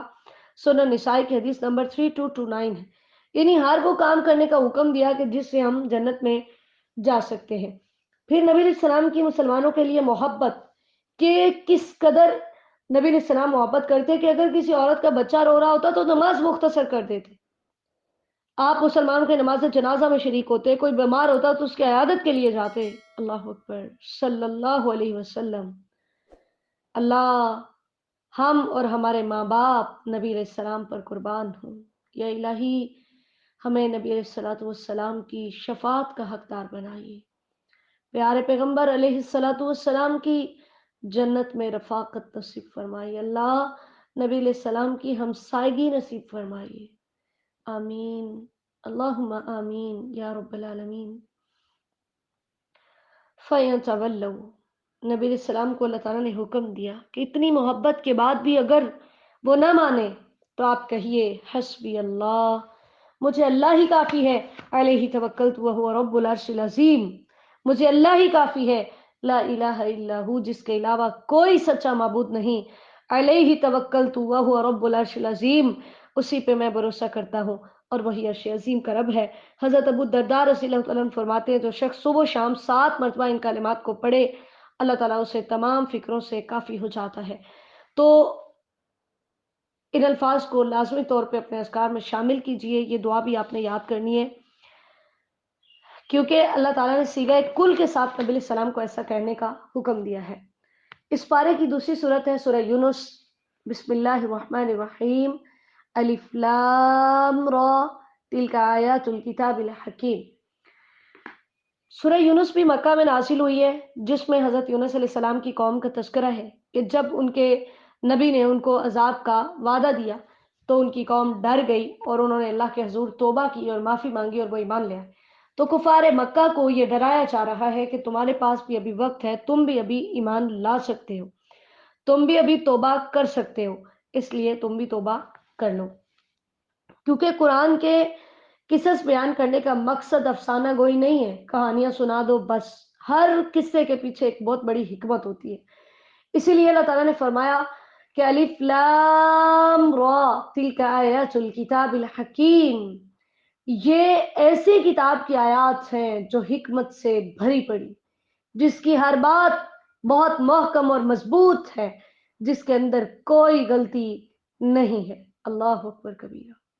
اکان للناس عجبا، چونکہ ہر دور کے مشرک کو نبی کے بشر ہونے پہ اعتراض رہا، تو اللہ تعالیٰ نے یہاں پر تذکرہ کیا کہ لوگ اس بات پر تعجب کرتے ہیں کہ انہی میں سے ایک انسان کو اللہ نے یہ ڈیوٹی دی ہے کہ وہ لوگوں کو ڈرائے اور ان کو خوشخبری دے اور ان کو بتائے کہ ان لہم قدم صدق عند ربہم، کہ ان کے رب کے لیے کے پاس ان کے نزدیک بہترین مرتبے ہیں، مقام ہے۔ تو اللہ تعالیٰ فرماتے ہیں حیرت تو تب ہونی چاہیے تھی جب میں مخالف جنس میں سے کوئی نبی بھیجتا، کوئی فرشتہ، کوئی جن نبی بنا کر بھیجتا۔ تو چونکہ زمین پہ بسنے والے انسان ہیں تو ظاہر ہے جو نبی آئے گا وہ بھی تو انسان ہی ہوگا، وہ بھی تو انہی جیسا ہوگا۔ لیکن نعوذ باللہ انہوں نے نبی علیہ السلام کو جادوگر کہنا شروع کر دیا کہ جو کلام یہ پیش کر رہا ہے اس میں اتنی مٹھاس ہے، اتنی تاثیر ہے کہ جو بھی سنتا ہے وہ اسی کا اسیر ہو کر رہ جاتا ہے۔ اسی وجہ سے انہوں نے قرآن کو اونچی آواز سے پڑھنے پر پابندی لگا دی۔ تو اللہ تعالیٰ نے قرآن کی حقانیت اور نبی علیہ السلام کی رسالت کو بیان کرنے کے بعد آیت نمبر 3 سے 6 تک اپنی ربوبیت، اپنی الوہیت اور اپنی عظمت کو بیان کیا ہے کہ میں نے 6 دنوں میں زمین و آسمان کو پیدا کیا۔ اللہ تعالیٰ لفظ ان کے ذریعے سے بھی پیدا کر سکتے تھے، لیکن 6 دن لگائے اللہ تعالیٰ اپنی مخلوقات کو تدریج سکھانا چاہتے ہیں۔ پھر اللہ تعالیٰ عرش پہ مستوی ہوئے اور یوں نہیں کیا کہ کائنات بنائی اور اللہ تعالیٰ بھول گئے، بلکہ تمام کاموں کی تدبیریں بھی اللہ تعالیٰ نے پھر وہاں پر کرنی شروع کی کہ پوری کائنات کے سسٹم کو بھی اللہ تعالیٰ خود دیکھ رہے ہیں۔ اور اس کے ساتھ ہی اللہ تعالیٰ نے بتایا کہ روز قیامت ما من شفیع الا من بعد اذن، آج جو تمہارے عقائد ہیں نا، جیسے یہود و نصارہ کے عقائد تھے کہ ہمارے باپ دادا نبی تھے تو لہٰذا ہماری بخشش ہو جائے گی، وہ ہمیں چھڑا لیں گے، ہماری جو ہے وہ سفارش کریں گے. اور آج بھی مسلمانوں کا یہی عقیدہ ہے. سال بعد عرس پہ جو ہے وہ پیر صاحب کے گلے میں 2-4 ہزار ڈال دو، بس مولوی جانے، پیر جانے اور اللہ جانے، ہم تو بخشے بخشوائے ہیں، نہ نمازیں پڑھنی ہے، نہ اللہ تعالیٰ کے کسی حکم کی کوئی پاسداری کرنی ہے، بس مولوی جانے اور اللہ جانے. اللہ نے فرمایا سنو کان کی کھڑکیاں کھول کر، میری اجازت کے بغیر کوئی وہاں پر مجھ سے سفارش نہیں کر سکے گا. کیا تم نصیحت حاصل نہیں کرتے؟ آؤ ابھی وقت ہے، اپنے الہ واحد کی عبادت کرو، کیونکہ وہی عبادت کا حقدار ہے. پھر اللہ تعالیٰ نے بتایا کہ قیامت کیوں قائم ہوگی، تاکہ ایمان والوں کو اچھا بدلہ ملے، اور جو کافر ہیں ان کو دردناک عذاب ملے گا، اور وہ گرم ابلتا ہوا پانی وہاں پر اپنے کفر کی وجہ سے پلائے جائیں گے. اللہ تعالیٰ ہمیں محفوظ فرمائے. پھر اللہ تعالیٰ نے سورج اور چاند کے بارے میں بتایا کہ میں نے ان کی منزلیں طے کی، یہ بھی تمہارے لیے ایک بہت بڑی نشانی ہے. ما خلق اللہ ذلک الا بالحق، اللہ تعالیٰ نے یہ سب کچھ بیکار پیدا نہیں کیا، ان سب کی تخلیق کا مقصد ہے. تو اس لیے انسان کی پیدائش بے مقصد کیسے ہو سکتی ہے؟ اللہ تعالیٰ فرماتے ہیں اگر کوئی غور کرے تو زمین و آسمان کی پیدائش میں اور دن اور رات کے بدلنے میں بہت سی نشانیاں ہیں، لیکن جن کا میری ملاقات پہ یقین نہیں ہے وہ دنیا کی زندگی میں اتنے مگن ہو چکے ہیں کہ اسی پہ مطمئن ہیں، اسی پہ خوش ہیں. بے شمار نشانیاں دیکھنے کے باوجود وہ غافل ہے، ایمان نہیں لاتے، اسی وجہ سے وہ آگ میں جائیں گے. لیکن اس کے برعکس وہ مومنین جو ایمان لاتے ہیں اور اعمال صالحہ کرتے ہیں، اللہ تعالیٰ ان نیکیوں کی وجہ سے ان کو دنیا میں بھی سیدھے راستے پر چلنے کی توفیق دیتا ہے، اور آخرت میں بھی اللہ تعالیٰ ان کو پل صراط سے گزار کر سیدھا جنت میں لے جائے گا.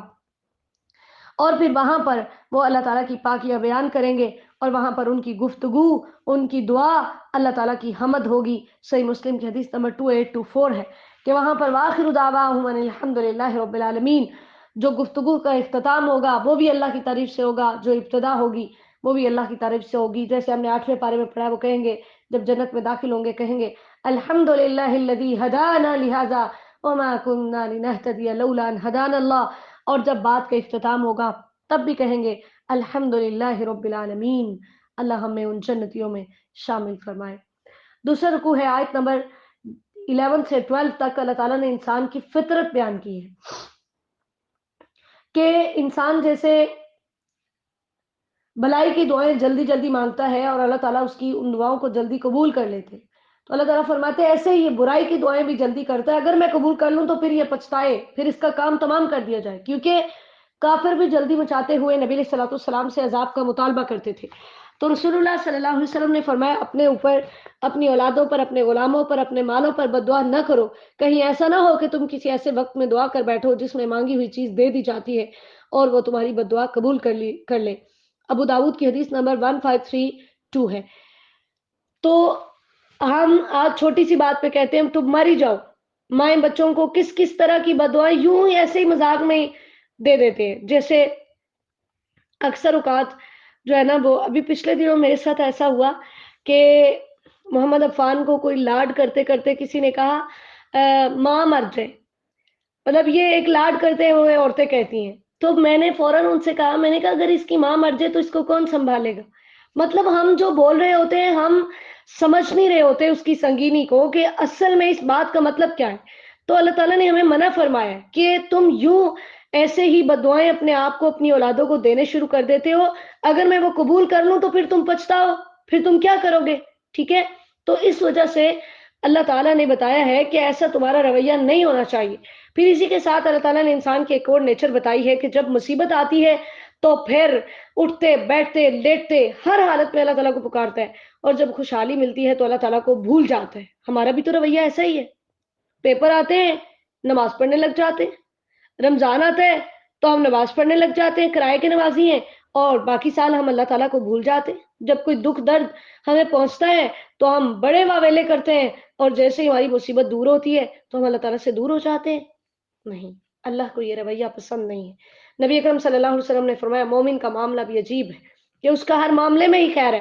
مصیبت پر صبر کرتا ہے تو اس میں بھی اس کے لیے خیر ہے، نعمت پر شکر کرتا ہے اس میں بھی اس کے لیے خیر ہے. سے مسلم کی حدیث نمبر 2999 ہے. اللہ تعالیٰ نے پہلی اقوام کی ہلاکت کا تذکرہ کیا ہے کہ جب انہوں نے ظلم کیا، ظلم کہتے ہیں کسی چیز کو اس کے اصل مقام سے ہٹا دینا، یا حق والے کو اس کا حق نہ دینا، تو ان کے ظلم کی وجہ سے اللہ تعالیٰ فرماتے ہیں ہم نے ان کو تباہ و برباد کیا، اور پھر اس کے بعد تمہیں زمین میں خلافت دی کہ اب دیکھتے ہیں تم کیسا رویہ اختیار کرتے ہو۔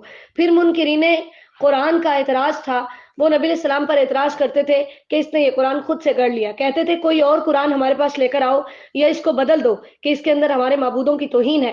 تو نبی علیہ السلام نے فرمایا میرے اختیار میں نہیں ہے، کیونکہ میں تو وحی کی اتباع کرتا ہوں، اگر میں وحی سے ہٹ جاؤں تو مجھے اللہ کے عذاب کا ڈر ہے، کیونکہ اگر اللہ تعالیٰ چاہتا تو میں یہ قرآن پڑھ کر تمہیں نہ سناتا، اور تم ہوش کے ناخن لو کہ میں نے 40 سال تمہارے اندر گزارے، تم خود مجھے صادق اور امین کے لقب سے پکارتے ہو، افلا تعقلون، کیا تمہاری عقلیں کام نہیں کرتی؟ کیا آج تم مجھے ہی جھوٹا کہہ رہے ہو؟ تو وہ سب سے بڑا ظالم ہے جو اللہ کی آیات کو جھٹلاتا ہے۔ آیت نمبر 18 میں اللہ تعالیٰ نے بتایا ہے کہ مشرکین مکہ اللہ تعالیٰ کی عبادت بھی کرتے تھے اور ساتھ کچھ اور ہستیوں کو بھی پکارتے تھے، اس لیے کہتے تھے ہؤلاء شفعاؤنا عند اللہ، یہ لوگ اللہ کے پاس ہمارے سفارشی ہیں۔ اللہ تعالیٰ نے ڈانٹا ہے کہ تمہیں یہ بات کس نے بتائی ہے؟ تم خود سے ایجاد کر کے اس کو بتا رہے ہو جو کائنات کی ہر چیز کو جاننے والا ہے، وہ تمہیں خود بتا رہا ہے کہ میرا کوئی شریک نہیں، اور تم اسے بتا رہے ہو کہ نہیں نہیں فلاں فلاں ہے جس کا تیرے پاس حکم چلتا ہے۔ اللہ نے فرمایا میں تمہارے ہر طرح کے شرک سے پاک ہوں۔ آج آج کے مسلمان بھی تو یہی کہتے ہیں کہ ہم ان کی عبادت نہیں کرتے، ہم درباروں پہ ان سے مانگنے نہیں جاتے، ان کے وسیلے سے مانگتے ہیں۔ اللہ ہمیں محفوظ فرما دے، اللہ ہمارے عقائد کی اصلاح فرما دے۔ جب اللہ ڈائریکٹ سنتا ہے پھر وسیلے کی کیا ضرورت ہے؟ پھر کسی کو درمیان میں ڈالنے کی کیا ضرورت ہے جب آپ کا ڈائریکٹ کام ہو رہا ہے؟ اللہ تعالیٰ ڈانٹ رہے ہیں کہ میں تمہارے شرک سے ہر طرح سے پاک ہوں۔ پھر اللہ تعالیٰ نے بتایا کہ قانون فطرت توحید ہی تھی، لیکن بعد میں لوگوں نے اختلاف کیے اور وہ شرک میں بٹ گئے۔ پھر اسی طرح کفار کا تذکرہ ہے جو نبی علیہ السلام سے معجزات مانگتے، اللہ تعالیٰ نے فرمایا ان سے کہہ دیجئے انما الغیب للہ، غیب تو صرف اور صرف اللہ کے پاس ہے، اس لیے اللہ کو ہی پتا ہے کہ معجزہ کب آئے گا یا آئے گا بھی کہ نہیں آئے گا، اس کے بارے میں مجھے پتہ نہیں ہے، تم بھی انتظار کرو، میں بھی انتظار کرتا ہوں۔ تیسرا رکوع ہے وَإِذَا أَذَقْنَا النَّاسَ، آیت نمبر 21 اور 23 میں اللہ تعالیٰ نے بتایا ہے پھر سے انسان کی نیچر کے بارے میں کہ جب نعمت ملتی ہے تو اللہ تعالیٰ کو بھول جاتا ہے اور پھر ایسے ایسے بہانے کرنے لگتا ہے کہ جس سے وہ اپنے شرک پہ قائم رہتا ہے۔ اللہ تعالیٰ نے فرمایا یاد رکھو، تم جان لو کہ میرے قاصد تمہارا ہر عمل نوٹ کر رہے ہیں۔ پھر اللہ تعالیٰ نے ایک بہت بڑی حقیقت بیان کی ہے کہ جب تمام اسباب منقطع ہوتے نظر آتے ہیں تو تب انسان صرف اللہ تعالیٰ کو پکارتا ہے اور کہتا ہے کہ میں ایمان لے آؤں گا، لیکن جب اللہ تعالیٰ اس کو نجات دیتے ہیں تو پھر اس کی زمین میں سرکشیاں شروع ہو جاتی ہیں، پھر سے وہ مکر جاتا ہے۔ اللہ تعالیٰ نے فرمایا لوگو انما بغیکم علی انفسکم، تمہاری سرکشیوں کا وبال تمہیں پر پڑے گا، یہ دنیا کی زندگی کا سامان ہے، تمہیں میرے پاس آنا ہے، میں تمہیں تمہارے اعمال کا وہاں پر بدلہ دوں گا، میں وہاں پر تم سے تمہارے اعمال کا حساب لوں گا۔ تو اس آیت کی تفسیر میں حضرت اکرمہ رضی اللہ تعالیٰ عنہ کے بارے میں آتا ہے کہ جب وہ بھاگ کر گئے تو انہوں نے سمندر کے راستے یعنی یہ سوچا، نبی علیہ السلام نے فتح مکہ کے موقع پر ان کے بارے میں حکم دیا تھا کہ ان کو قتل کر دیا جائے، تو وہ بھاگ گئے۔ جب سفر شروع کیا تو کشتی والوں کو تند و تیز ہوا نے آ لیا، لوگ اپنے اپنے خداؤں کو پکارنے لگے، تو کشتی والوں نے کہا کہ اس وقت میں خالص اللہ کو پکارو، کیونکہ اس وقت یہاں پر تمہارے معبود تمہارے کچھ کام نہیں آئیں گے۔ تو حضرت اکرمہ نے اپنے دل میں کہا کہ اللہ کی قسم اگر سمندر میں نجات صرف اللہ کی ذات دے سکتی ہے تو پھر خشکی میں بھی اس کے سوا کوئی نجات نہیں دے سکتا۔ اے اللہ اگر تو نے مجھے اس طوفان سے نجات دے دی تو میں تجھ سے وعدہ کرتا ہوں کہ میں محمد صلی اللہ علیہ وسلم کے پاس جا کر اپنا ہاتھ ان کے ہاتھ میں دے دوں گا، تو یقیناً میں انہیں بہت درگزر کرنے والا، بہت مہربان پاؤں گا۔ تو حقیقت میں جب اللہ تعالیٰ نے ان کو بچا لیا تو وہ آئے اور آ کر انہوں نے نبی اکرم صلی اللہ علیہ وسلم کے سامنے اسلام کا اظہار کیا اور وہ مسلمان ہو گئے۔ تو اسی وجہ سے اللہ تعالیٰ نے یہاں پر اس بات کا تذکرہ کیا ہے کہ اگر ایمان لے آؤ، شکر ادا کرو گے تو اس میں بھی تمہارا فائدہ ہے۔ پھر دنیا کی زندگی کے بارے میں بتایا گیا کہ یہ محض ایک دھوکہ ہے، کیونکہ یہ سب کچھ اس دنیا کے اندر ہی رہ جائے گا، اور اصل جو چیز ہے وہ تمہیں دارالسلام کو حاصل کرنے کی کوشش کرنا ہے۔ دارالسلام جنت کا نام ہے، اس سے مراد جنت ہے، جہاں پر جو نیک لوگ ہیں وہ جو دنیا کے اندر نیکیاں کر رہے ہیں اللہ تعالیٰ ان کو اچھا بدلہ بھی دیں گے، وزیادہ، اور ان کو زیادہ بھی دیں گے۔ زیادہ سے مراد اللہ کا دیدار ہے۔ نبی اکرم صلی اللہ علیہ وسلم نے یہ آیت تلاوت کی اور فرمایا جنتی جنت میں اور جہنمی جہنم میں چلے جائیں گے تو ایک اعلان کرنے والا اعلان کرے گا، جنت والو، اللہ نے تم سے ایک وعدہ کیا ہے، وہ اسے پورا کرنا چاہتا ہے۔ وہ کہیں گے وہ کون سا وعدہ ہے؟ پھر ان کے لیے پردہ ہٹایا جائے گا اور وہ اپنے پروردگار کا دیدار کریں گے۔ صحیح مسلم کی حدیث نمبر 181 ہے۔ اللہم اجعلنا منہم، اللہم اجعلنا منہم، اللہم اجعلنا منہم۔ لیکن اس کے برعکس جنہوں نے برائیاں کی، روز قیامت ان کے چہروں کو ذلت ڈھانپ لے گی اور وہ جہنم کے اندر ہمیشہ رہیں گے۔ پھر کفار کی رسوائی کا تذکرہ ہے۔ اللہ تعالیٰ ان سے پوچھیں گے کہ جن کو تم دنیا میں میرا شریک بناتے تھے آج وہ کہاں ہے؟ لے کر آؤ ان کو۔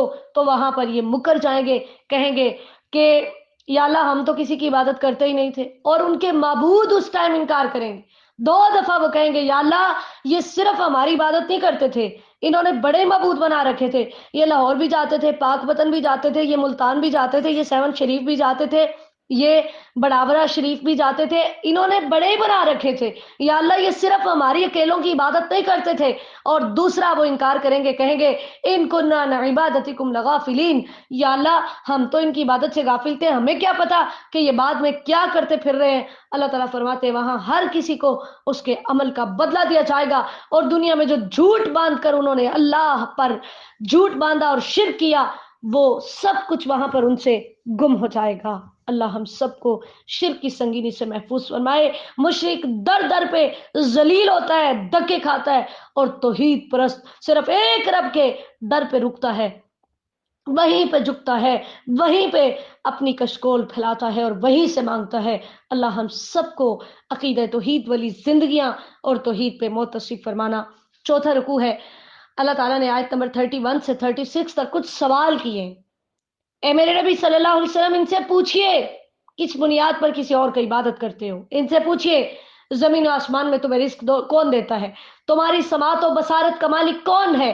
تمہاری موت و حیات کا مالک کون ہے؟ تمہارے کاموں کی تدبیر کون کرتا ہے؟ فَسَيَقُولُونَ اللَّهُ، یہ سب کہیں گے اللہ کرتا ہے۔ تو پھر ان سے کہیے کہ پھر اللہ کے علاوہ کسی اور کی عبادت کیوں؟ افلا تتقون، کہ تمہیں ڈر نہیں لگتا؟ ان سے پوچھئے تمہیں پہلی دفعہ پیدا کس نے کیا اور تمہیں دوبارہ پیدا کون کرے گا؟ یہ کہیں گے اللہ۔ مشرک بھی کہتے ہوتے تھے کہ یہ اختیار صرف اللہ کے پاس۔ ان سے پوچھئے تمہیں ہدایت کون دیتا ہے؟ بتاؤ، ایک وہ جو ہدایت دیتا ہے اور ایک وہ جو ہدایت دیا جاتا ہے، بتاؤ دونوں میں سے زیادہ حقدار کون ہے؟ فَمَا لَكُمْ كَيْفَ تَحْكُمُونَ، تمہیں کیا ہو گیا، تم کیسے فیصلے کر رہے ہو؟ اللہ تعالیٰ فرماتے ہیں ان فیصلوں کی بنیاد صرف گمان پر ہے۔ پھر اللہ تعالیٰ نے آیت نمبر 37 سے 40 تک قرآن کی حقانیت کو ثابت کیا ہے کہ یہ قرآن منزل من اللہ ہے، یہ اپنی سے پہلی کتابوں کی تصدیق ہے جس کے نزول میں کسی قسم کا کوئی شک نہیں ہے۔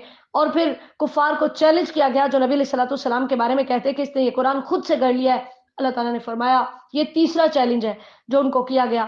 اللہ تعالیٰ نے فرمایا جاؤ تم اس جیسی ایک صورت لے آؤ اور اللہ کے علاوہ جس کو بلانا ہے بلا لو، لیکن وہ اس چیلنج کا مقابلہ نہ کر سکے کیونکہ ان کے پاس اتنا علم ہی نہیں تھا۔ تو اللہ تعالیٰ فرماتے ہیں کہ اگر یہ قرآن کی حقانیت کو جاننے کے باوجود بھی ضد کی وجہ سے ایمان نہیں لا رہے تو پھر وَرَبُّكَ أَعْلَمُ بِالْمُفْسِدِينَ، اللہ تو فسادیوں کو خوب جانتا ہے، پھر وہ ان کو پکڑے گا اور ان کو سزا دے گا۔ پانچواں رکوع ہے وَإِن كَذَّبُوكَ فَقُل لِّي عَمَلِي وَلَكُمْ أَعْمَالُكُمْ، آیت نمبر 41 سے 53 تک نبی اکرم صلی اللہ علیہ وسلم کو اللہ تعالیٰ نے تسلی دی کہ اگر اتنے واضح دلائل کے باوجود بھی یہ ایمان نہیں لاتے تو آپ ان کو بتا دیجئے کہ میرا جو فرض تھا وہ میں نے پورا کر دیا ہے، اب میرا تمہارے اعمال سے کوئی تعلق نہیں اور تمہارا میرے اعمال سے کوئی تعلق نہیں، کیونکہ جو عقل کا اندھا ہے، جو دل کا اندھا ہے، وہ سن بھی لے تو بھی، وہ دیکھ بھی لے تو بھی وہ کچھ فائدہ حاصل کرنے والا نہیں، لہٰذا ایسے لوگ قیامت والے دن نقصان اٹھائیں گے۔ اللہ تعالیٰ نے نبی اکرم صلی اللہ علیہ وسلم کو بتایا کہ اگر آپ کی زندگی میں ہم ان پہ کوئی عذاب نازل کریں یا آپ کے فوت ہونے کے بعد تو آخر تو انہوں نے ہمارے پاس آنا ہے۔ آیت نمبر 46 بھی نبی علیہ السلام کی وفات پر دلالت کرتی ہے۔ اللہ تعالیٰ خود کہہ رہے ہیں او نتوفینک، یا ہم آپ کو فوت کریں۔ تو اگر آپ نے فوت نہیں ہونا تھا، آپ موجود ہیں ہر جگہ پر اور آپ حاضر و ناظر ہیں اور آپ زندہ ہیں، پھر اللہ تعالیٰ نے کیوں کہا ہے کہ اگر ہم آپ کو فوت کر لیں اور پھر آپ کو قبر میں دفن کیوں کیا گیا ہے؟ یہ بہرحال ایک الگ مسئلہ ہے، لیکن قرآن سے میں انشاءاللہ تعالیٰ کوشش کروں گی کہ اختصار کے ساتھ آپ کے عقائد کی اصلاح کے لیے کوشش کرتی رہوں. اللہ تعالیٰ آپ کی وجہ سے میرے بھی عقائد درست فرمائے اور اللہ تعالیٰ ہمیں صراط مستقیم پہ چلنے کی توفیق عطا فرمائے. اللہ تعالیٰ فرماتے ہیں ہر امت کے پاس ایک رسول آتا ہے، ایک رہنما آتا ہے، لیکن جب وہ اس کی بات نہیں مانتے تو پھر اللہ تعالیٰ ان کو ہلاک کر دیتا ہے، کیونکہ کفار مطالبہ کرتے تھے کہ عذاب لاؤ. تو آیت نمبر 49 ہمارے عقائد کی اصلاح میں بہت اہمیت رکھتی ہے. جن آیات کے بارے میں خصوصی طور پہ کہتی ہوں ان کا ترجمہ لازمی پڑھا کریں، تاکہ آپ کو یہ نہ ہو کہ ازبا کسی خاص فرقے کی تعلیم دے رہی ہے یا الحافظ اسلامک انسٹیٹیوٹ میں کسی خاص مسلک کو پروموٹ کیا جا رہا ہے. قرآن آپ کو کیا کہہ رہا ہے، رسول پاک صلی اللہ علیہ وسلم کا فرمان آپ کو کیا کہہ رہا ہے، اس کو دیکھیے اور اس کی روشنی میں اپنے عقائد کی اصلاح کیجیے. میری کوئی اوقات نہیں ہے، نہیں آپ اس بات کے پابند ہیں کہ آپ میری کسی بات کو مانیں یا میری بات سنیں. میں تو اس قابل بھی نہیں ہوں کہ آپ میری بات سنیں. آپ کے سامنے جو بات بیان کی جا رہی ہے وہ اللہ کی بات ہے، اس کے رسول صلی اللہ علیہ وسلم کی بات ہے. اس لیے آیت نمبر 49 میں نبی علیہ الصلوۃ والسلام کو اللہ تعالیٰ نے لفظ کل کے ذریعے سے فرمایا کہ ان کو بتائیے، جو آپ سے کہہ رہے ہیں نا عذاب لے آؤ، ان کو بتائیے لا املک لنفسی ضرا ولا نفعا الا ما شاء اللہ، میں مختار کل نہیں ہوں، میرے پاس تو اپنی جان کے لیے نفع و نقصان کا اختیار نہیں ہے، تمہارے پاس کہاں سے لے آؤں. اور ان کو بتائیے جب اللہ کا وعدہ آئے گا پھر ایک لمحہ تم نہ آگے بڑھ سکتے ہو نہ پیچھے ہٹ سکتے ہو، تو تم وہاں پر اپنے اعمال کو چکھو گے. پھر قیامت کا تذکرہ ہے. اللہ تعالیٰ نے قرآن پاک کے 3 مقامات پر قسم کے ساتھ قیامت کا تذکرہ کیا ہے. ایک سورہ یونس کی آیت نمبر 53 میں، سورہ سبا کی آیت نمبر 3 میں اور سورہ تغابن کی آیت نمبر 7 میں. اللہ تعالیٰ نے فرمایا یہ آپ سے پوچھ رہے ہیں حق ہوا، کیا وہ قیامت برحق ہے؟ قل ای و ربی انہ لحق، اے میرے نبی کہہ دیجئے ہاں میرے رب کی قسم بے شک وہ حق ہے، وہ ضرور واقع ہوگی. وما انتم بمعجزین، اور تم اس موقع پر اپنے رب کو عاجز نہیں کر سکو گے. چھٹا رکوع ہے وَلَوْ أَنَّ لِكُلِّ نَفْسٍ ظَلَمَتْ مَا فِي الْأَرْضِ، آیت نمبر 54 سے 56 تک، کہ روز قیامت اللہ تعالیٰ کسی سے کوئی فدیہ قبول نہیں کریں گے. وہاں انسان شرمندگی چھپانا چاہے گا جب عذاب دیکھے گا، لیکن اس وقت وہ کچھ نہیں کر سکے گا. اللہ تعالیٰ نے فرمایا زمین و آسمان کا مالک میں ہوں، موت و حیات کا اختیار میرے پاس ہے، اس لیے تمہیں میری ہی اطاعت کرنی چاہیے. یا ایھا الناس قد جاءتکم موعظۃ من ربکم، قرآن پاک کی صفات بتائی گئی ہیں کہ یہ قرآن نصیحت ہے، یہ قرآن شفا ہے، یہ قرآن ہدایت کا سرچشمہ ہے، یہ قرآن تمہارے لیے باعث رحمت بن کر آیا ہے، لہٰذا تم اس کو قبول کرو. اسی وجہ سے رسول اللہ صلی اللہ علیہ وسلم نے فرمایا ترکت فیکم امرین لن تضلوا ما تمسکتم بہما کتاب اللہ و سنتی، میں تمہارے اندر 2 چیزیں چھوڑ کر جا رہا ہوں، جب تک تم ان کو مضبوطی سے تھامو گے کبھی گمراہ نہیں ہو سکو گے، اللہ کی کتاب اور میری سنت. موطا امام مالک کی حدیث نمبر 2618 ہے. نبی علیہ الصلوۃ والسلام کا وجود، اس قرآن کا نزول اور دین حق کا مل جانا، یہ سب اللہ کا فضل اور اس کی رحمت ہے. اللہ تعالیٰ نے فرمایا ان تمام چیزوں کا تمہیں مل جانا یہ ان چیزوں سے بہتر ہے جو لوگ جمع کر رہے ہیں، لہٰذا ان چیزوں کے ملنے پر تمہیں خوش ہونا چاہیے. یہاں سے لوگوں نے دلیل بنا لی کہ جی میلاد منانا چاہیے. اللہ تعالیٰ نے کہا ہے کہ خوش ہو جانا چاہیے، اللہ نے خوش ہونے کا کہا ہے، خوشی منانے کا نہیں کہا. اور پھر اللہ تعالیٰ نے وہ خوشی منانے کا نہیں کہا جو آج مسلمان منا رہے ہیں، وہ تو قرآن و سنت سے دور دور تک کوئی تعلق نہیں رکھتی. اللہ اکبر. پھر اللہ تعالیٰ نے آیت نمبر 59 سے 60 تک مشرکین اور یہود کو ڈانٹا ہے کہ جنہوں نے اپنی مرضی سے کچھ چیزوں کو حلال کر لیا اور کچھ کو حرام کر لیا. اللہ تعالیٰ نے فرمایا کہ یہ اختیار صرف میرا ہے، جو ایسا کرتے ہیں وہ اللہ تعالیٰ پر جھوٹ باندھتے ہیں، اور فوراً سے ان کو سزا اس لیے نہیں مل رہی کہ اللہ کا فضل بہت بڑا ہے. ولیکن اکثرهم لا یشکرون، لیکن اکثر لوگ شکر ادا نہیں کرتے. 7واں رکوع ہے آیت نمبر 61 سے. اللہ تعالیٰ نے نبی اکرم صلی اللہ علیہ وسلم کو بھی اور امت کو بھی مخاطب کیا ہے کہ تم جس بھی حالت میں ہوتے ہو اللہ تم سے واقف ہوتا ہے. یہاں پر اللہ تعالیٰ کے علم کی وسعت بیان کی جا رہی ہے کہ زمین و آسمان کے اندر ایک ذرہ بھی ایسا نہیں ہے، ذرے سے چھوٹا یا بڑا کچھ، اللہ ہر چیز کو جانتا ہے اور ہر چیز لوح محفوظ میں اللہ کے پاس موجود ہے. ذرہ کہتے ہیں سب سے چھوٹی چونٹی کو بھی، اور روشن دان سے آنے والی روشنی کے اندر بکھرے ہوئے باریک ذروں کو بھی. اللہ تعالیٰ نے آیت نمبر 61 سے 64 میں اولیاء اللہ کے بارے میں بتایا کہ جو میرے ولی ہیں روز قیامت وہ خوف و غم سے آزاد ہوں گے. ولی کون ہے؟ اتنا آسان ہے نا ولی بننا. قرآن میں صرف ولی کی 2 خوبیاں اللہ تعالیٰ بتا رہے ہیں. یہاں پر ولی کون ہے؟ الذین آمنوا وکانوا یتقون. دو خوبیاں جس میں پائی جائے وہ ولی ہے. نمبر ایک وہ مومن ہو، نمبر دو وہ متقی ہو. اللہ اکبر کبیرہ. مومن اور متقی، یعنی جس کے اندر ایمان آ جائے گا اور جس کے اندر تقوی آ جائے گا وہ ہر طرح کے گناہ سے بچے گا اور ہر طرح کی نیکی کرے گا. صرف یہ دو خوبیاں اپنا لو تو تم ولی ہو. اور آج ہمارے ہاں ولی کون ہے؟ جو ہر طرح کی کھچ مارے، جو نئی سے نئی کوئی خلاف عقل بات کرے، وہ ولی ہے. ٹھیک ہے، آج آپ دیکھ رہے ہیں نا کتنے ولیوں کی بھرمار ہے، مارکیٹ میں بہت سارے ولی موجود ہیں. ایک ولی کا تو آج کل بہت ہی زیادہ کچومر نکالا جا رہا ہے نا، حق خطیب صاحب. اللہ ہمیں ایسے ولیوں سے محفوظ فرمائے. ان کو تو ولی کہنا بھی دین کی توہین ہے، جنہوں نے اڈے بنائے ہوئے شرک کے، اور نعوذ باللہ دین اسلام سے کوئی تعلق نہیں ہے، دین کی دھجیاں اڑا رہے ہیں اور ان کو ہم ولی سمجھتے ہیں. جو گندگی اختیار کر لے، جو گلے میں کوئی تسبیحاں ڈال لے، جو سال سال نہ نہائے، ہم اس کو ولی کہتے ہیں. ایک بابا نور پوری بھی ہے نا، کبھی نہایا ہی نہیں. اس کی ایک لٹ ایک مرید کے کندھے پہ، دوسری لٹ دوسرے کے، اور ننگا ہوتا ہے، صرف تہبند پہنی ہوتی ہے، اور اتنی گندی گندی نالیاں گالیاں وہاں پر نکالی جاتی ہیں. اور وہ جی ان کو نعوذ باللہ من ذالک، اس امت کے بے وقوف ان کو ولی مانتے ہیں. مشرک بے وقوف ہے، میں کہوں گی. آپ میرے اوپر جیسا مرضی فتویٰ لگائیں. جو عورتوں سے میل ملاپ رکھتا ہے، عورتوں کے جسموں کو ٹچ کرتا ہے، ہم جی اس کو ولی سمجھتے ہیں اور ہم ان کے پاس جائیں. اور آج کل ایک نیا فتنہ جو ہے نا وہ اٹھا ہوا ہے کہ میں نے سفر کے دوران کئی جگہوں پر دیکھا ہے، دیواروں کے اوپر لکھا ہوتا ہے. بچپن سے عادت ہے وہ دیواریں پڑھنے کی اور بورڈ پڑھنے کی. تو دیواروں کے اوپر لکھا ہوتا ہے کہ عامل بابا مسیح. میں نے 3-4 نام پڑھے، یعنی عیسائیوں کے. عامل بابا مسیح، عامل بابا پترس، عامل بابا وارسی، عامل بابا کون کون. یعنی اب مسلمان عیسائیوں کے پاس بھی جاتے ہیں. اللہ ہمیں محفوظ فرما دے، اللہ ہمیں محفوظ فرما دے.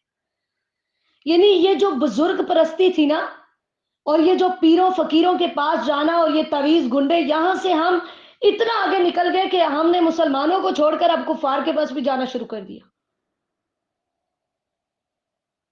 چلو یہ جیسے مرضی ہیں تو مسلمان نا، لیکن ادھر دیکھو ادھر کیا ہو رہا ہے. عیسائیوں کے پاس جانا شروع کر دیا ہے جادو ٹونے کرانے کے لیے. اور وہاں پر لکھا ہوا تھا ہر مراد پوری. تو ظاہر ہے جس کی لو میرج نہیں ہو رہی وہ تو چاہے گا کر گزرے. اور یہ حقیقت ہے. ہمارے پاس الحافی اسلامک انسٹیٹیوٹ میں جو راکی رقیہ کے لیے آتے ہیں، استاد محترم نے خود یہ بات میں نے ان کے منہ سے سنی. انہوں نے بتایا کہ میرا آنکھوں دیکھا واقعہ اور ان کے اپنے گاؤں کا، کہ صحیح العقیدہ شخص جب ایک مصیبت میں الجھا، اس کی مصیبت دور نہیں ہو رہی تھی، اللہ تعالیٰ اس کو آزما رہے تھے، تو اس کو کسی نے بتایا کہ فلاں عیسائی عامل ہے تو وہ یعنی یوں کرتا ہے تو اس سے کام ہو جاتا ہے. انہوں نے کہا وہ صحیح العقیدہ پڑھا لکھا انسان، گورنمنٹ ٹیچر تھا، اور وہ اس عیسائی کے پاس چلا گیا اور حقیقت میں اس کا کام ہو گیا. بتائیے ایمان سے ہاتھ دھو بیٹھا کہ نہیں؟ اس امت کو کیا ہو گیا ہے؟ اللہ کے نزدیک ولی کون ہے؟ وہ نہیں جو عورتوں جیسے لباس پہنے.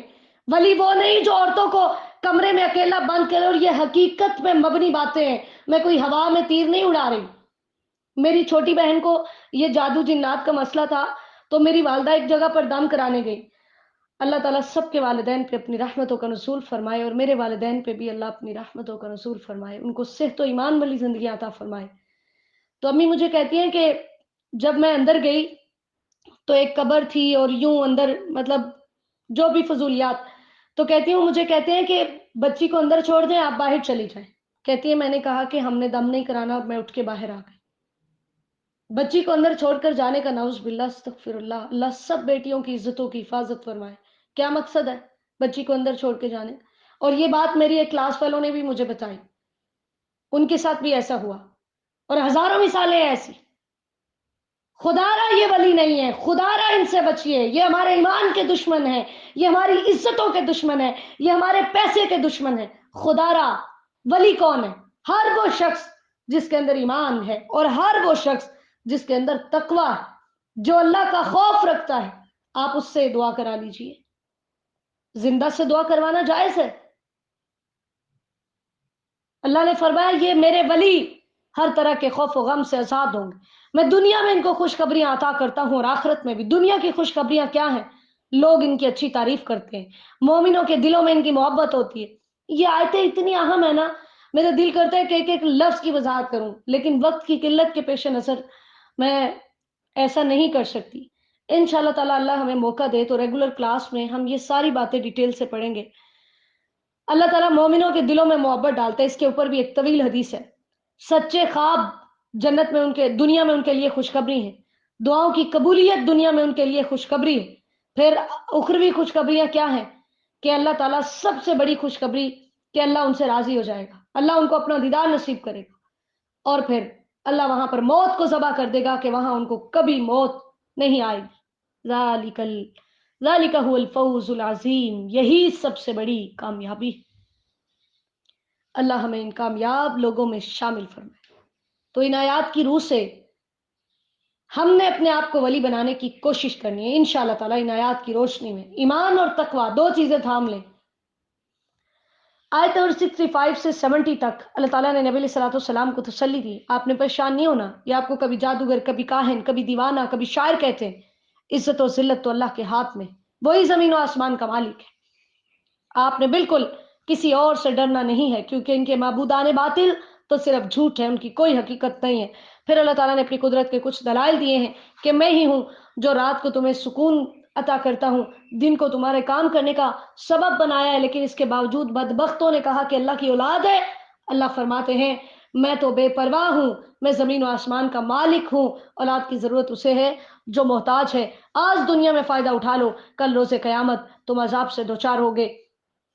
8واں رکوع ہے وَاتْلُ عَلَيْهِمْ نَبَأَ نُوحٍ، آیت نمبر 71 سے 82 تک۔ اب اللہ تعالیٰ یہاں پر یونس علیہ السلام کا واقعہ ذکر کرنے کی بجائے نوح علیہ السلام کا ذکر کر رہے۔ مقصد کیا ہے؟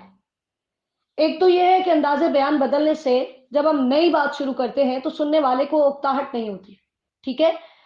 اسی طرح اللہ تعالیٰ نبی علیہ السلام اور مسلمانوں کو تسلی دے رہے ہیں اور کفار کو ڈرا رہے ہیں، اور پھر ہزاروں سال کے واقعات جو بغیر کمی بیشی کے نبی علیہ السلام سناتے ہیں، تو یہ آپ کی رسالت کی بھی دلیل تھی کہ آپ اللہ کے سچے پیغمبر ہیں۔ تو اللہ تعالیٰ نے حضرت نوح علیہ السلام کا ذکر کیا جو کہ اولوالعزم پیغمبر ہیں، اور قرآن پاک میں 43 مرتبہ 43 ٹائمز ان کا تذکرہ ہوا ہے۔ اللہ تعالیٰ نے ان کے بارے میں بتایا کہ انہوں نے اپنی قوم کو توحید کی دعوت دی، لیکن قوم نہ مانی تو انہوں نے کہا میں اپنے رب پہ بھروسہ کرتا ہوں، جاؤ تم نے جو کرنا ہے میرے بارے میں کر لو۔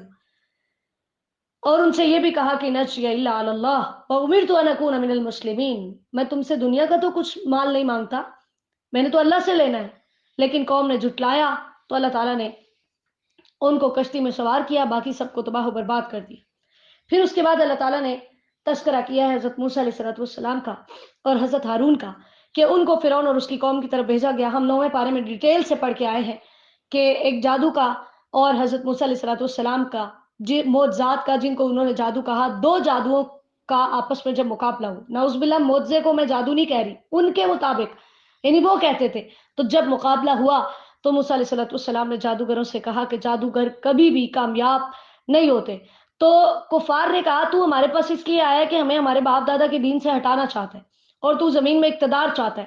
تو پھر اس طریقے سے جب ان کا آپس میں مقابلہ ہوا تو اللہ تعالیٰ نے جادو کو جو کہ باطل تھا اس کو جھوٹا کر دیا، اور اللہ تعالیٰ نے وہاں پر اپنے حق کو غالب کیا، چاہے مجرم اس بات کو ناپسند کرتے تھے۔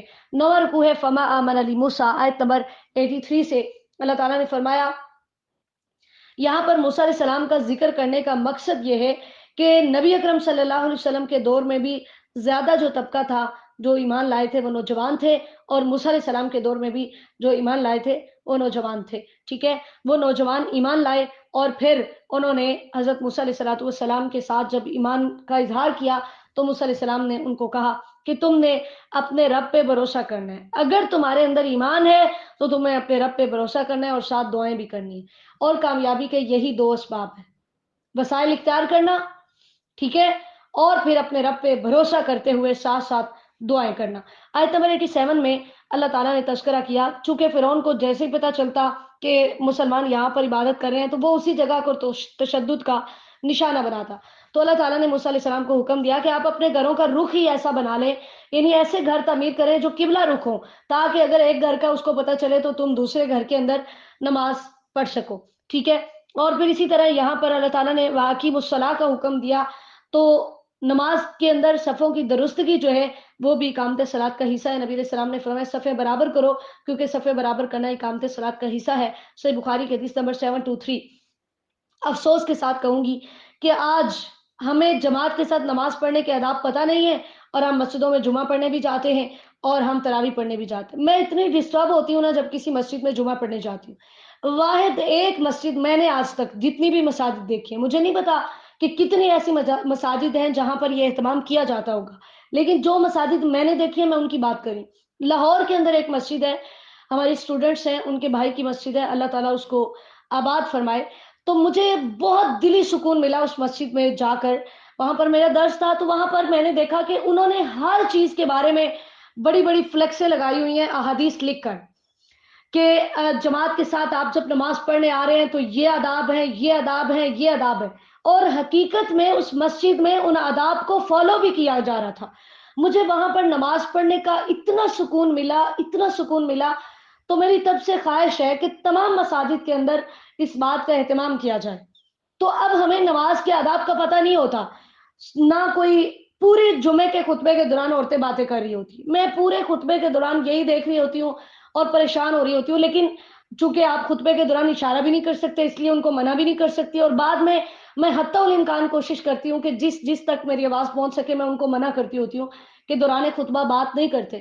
لیکن یہ چیز نہیں ہے ہمارے اندر. پھر اسی طرح صفوں کی درستگی نہیں ہوتی، پاؤں کے ساتھ پاؤں نہیں ملاتے، یوں کوئی دو ادھر کھڑی ہیں دو ادھر کھڑی ہیں، یوں ہی نماز تراویح پڑھی جا رہی ہے، یہی جمعہ پڑھا جا رہا ہے. آداب کا پتہ نہیں ہے اور ہم مسجدوں میں چلے جاتے ہیں. تو اللہ تعالیٰ نے جو ہمیں تعلیمات سکھائیں، یہی وجہ ہے نا دین سے ناآشنائی، یعنی دین کا پتہ نہیں ہے. میں نے پرسوں ایک نئی چیز جو ہے نا وہ دیکھی ہے کہ امام کے پیچھے نماز پڑھ رہے ہیں اور ہاتھ میں موبائل کھولا ہوا ہے، موبائل کے اوپر مصحف کھولا ہوا ہے. یہ کیا طریقہ ہے؟ اپنی مرضی ہے، تمہارے باپ دادا کا دین ہے، جو تمہارا دل کرے وہ ایجاد کر لو. اس لیے دین کو سیکھنا ضروری ہے. آیت نمبر 88 سے 92 تک. وقال موسیٰ ربنا انک آتیت فرعون. حضرت موسیٰ علیہ السلام نے اللہ تعالیٰ سے دعا کی، یا اللہ ایک یہ اتنا سرکش ہے، اوپر سے آپ نے اس کو اتنا مال دیا ہوا ہے، یا اللہ اس کے مال کو مٹا دیجیے، اس کے دل پہ سختی کیجیے کہ اب یہ ایمان لانا بھی چاہے تو ایمان نہ لا سکے. اللہ تعالیٰ نے موسیٰ علیہ السلام سے کہا کہ میں نے آپ کی اور ہارون کی دعا قبول کر لی ہے، اب آپ نے اپنی دعا پہ قائم رہنا ہے. ٹھیک ہے. اور ان لوگوں کے راستے کی پیروی نہیں کرنی جن کے پاس علم نہیں. پھر تذکرہ ہے کہ اللہ تعالیٰ نے موسیٰ علیہ السلام کی دعا کو قبول کیا اور فرعون کو اور اس کے ساتھیوں کو غرق کر دیا. اللہ اکبر کبیرہ. جب موسیٰ علیہ السلام کو اللہ تعالیٰ نے حکم دیا کہ آپ راتوں رات بنی اسرائیل کو لے کر یہاں سے نکل جائیں، یہ چلے گئے، پیچھے سے فرعون نے پیچھا کیا. تو اللہ تعالیٰ نے موسیٰ علیہ السلام کو حکم دیا لاٹھی سمندر میں مارے. جب لاٹھی ماری تو ان کے لیے راستہ بن گیا، ادھر کا پانی ادھر، ادھر کا پانی ادھر، پہاڑوں کی طرح ہو گیا. انشاءاللہ تعالیٰ آپ 19ویں پارے میں پڑھیں گے. تو درمیان سے اللہ تعالیٰ نے حکم دیا گزر جا. ٹھیک ہے. یہ گزر گئے. فرعون نے اپنے لشکروں کو حکم دیا ہم بھی جلدی سے گزر کے ان پہ حملہ کرتے ہیں. جیسے ہی وہ پانی کے درمیان میں پہنچے، سمندر کے درمیان میں، اللہ تعالیٰ نے پانی کو جاری ہونے کا حکم دیا اور ان کو غرق کر دیا گیا. اس موقع پر فرعون نے 3 دفعہ اپنے ایمان کا اظہار کیا. کہتے ہیں آمنتو، میں ایمان لے آیا ہوں. نمبر 2 کہتے ہیں اس کے علاوہ کوئی سچا معبود نہیں جس پر بنی اسرائیل ایمان لائے. اور تیسری دفعہ اس نے کہا وَأَنَا مِنَ الْمُسْلِمِينَ، میں مسلمانوں میں سے ہوں. اللہ تعالیٰ نے فرمایا آنا، کیا اب تیرا ایمان مفید نہیں ہے. اور نبی اکرم صلی اللہ علیہ وسلم نے فرمایا مجھ سے جبرائیل علیہ السلام نے کہا کاش آپ مجھے دیکھتے کہ میں سمندر کا سیاہ کیچڑ اٹھا کر فرعون کے منہ میں ٹھونس رہا تھا اس خوف سے کہ کہیں اس کو رحمت نہ آ پہنچے. سلسلہ احادیث صحیحہ کی حدیث نمبر 2015. اللہ اکبر. میرے رب کی رحمت اتنی وسیع ہے.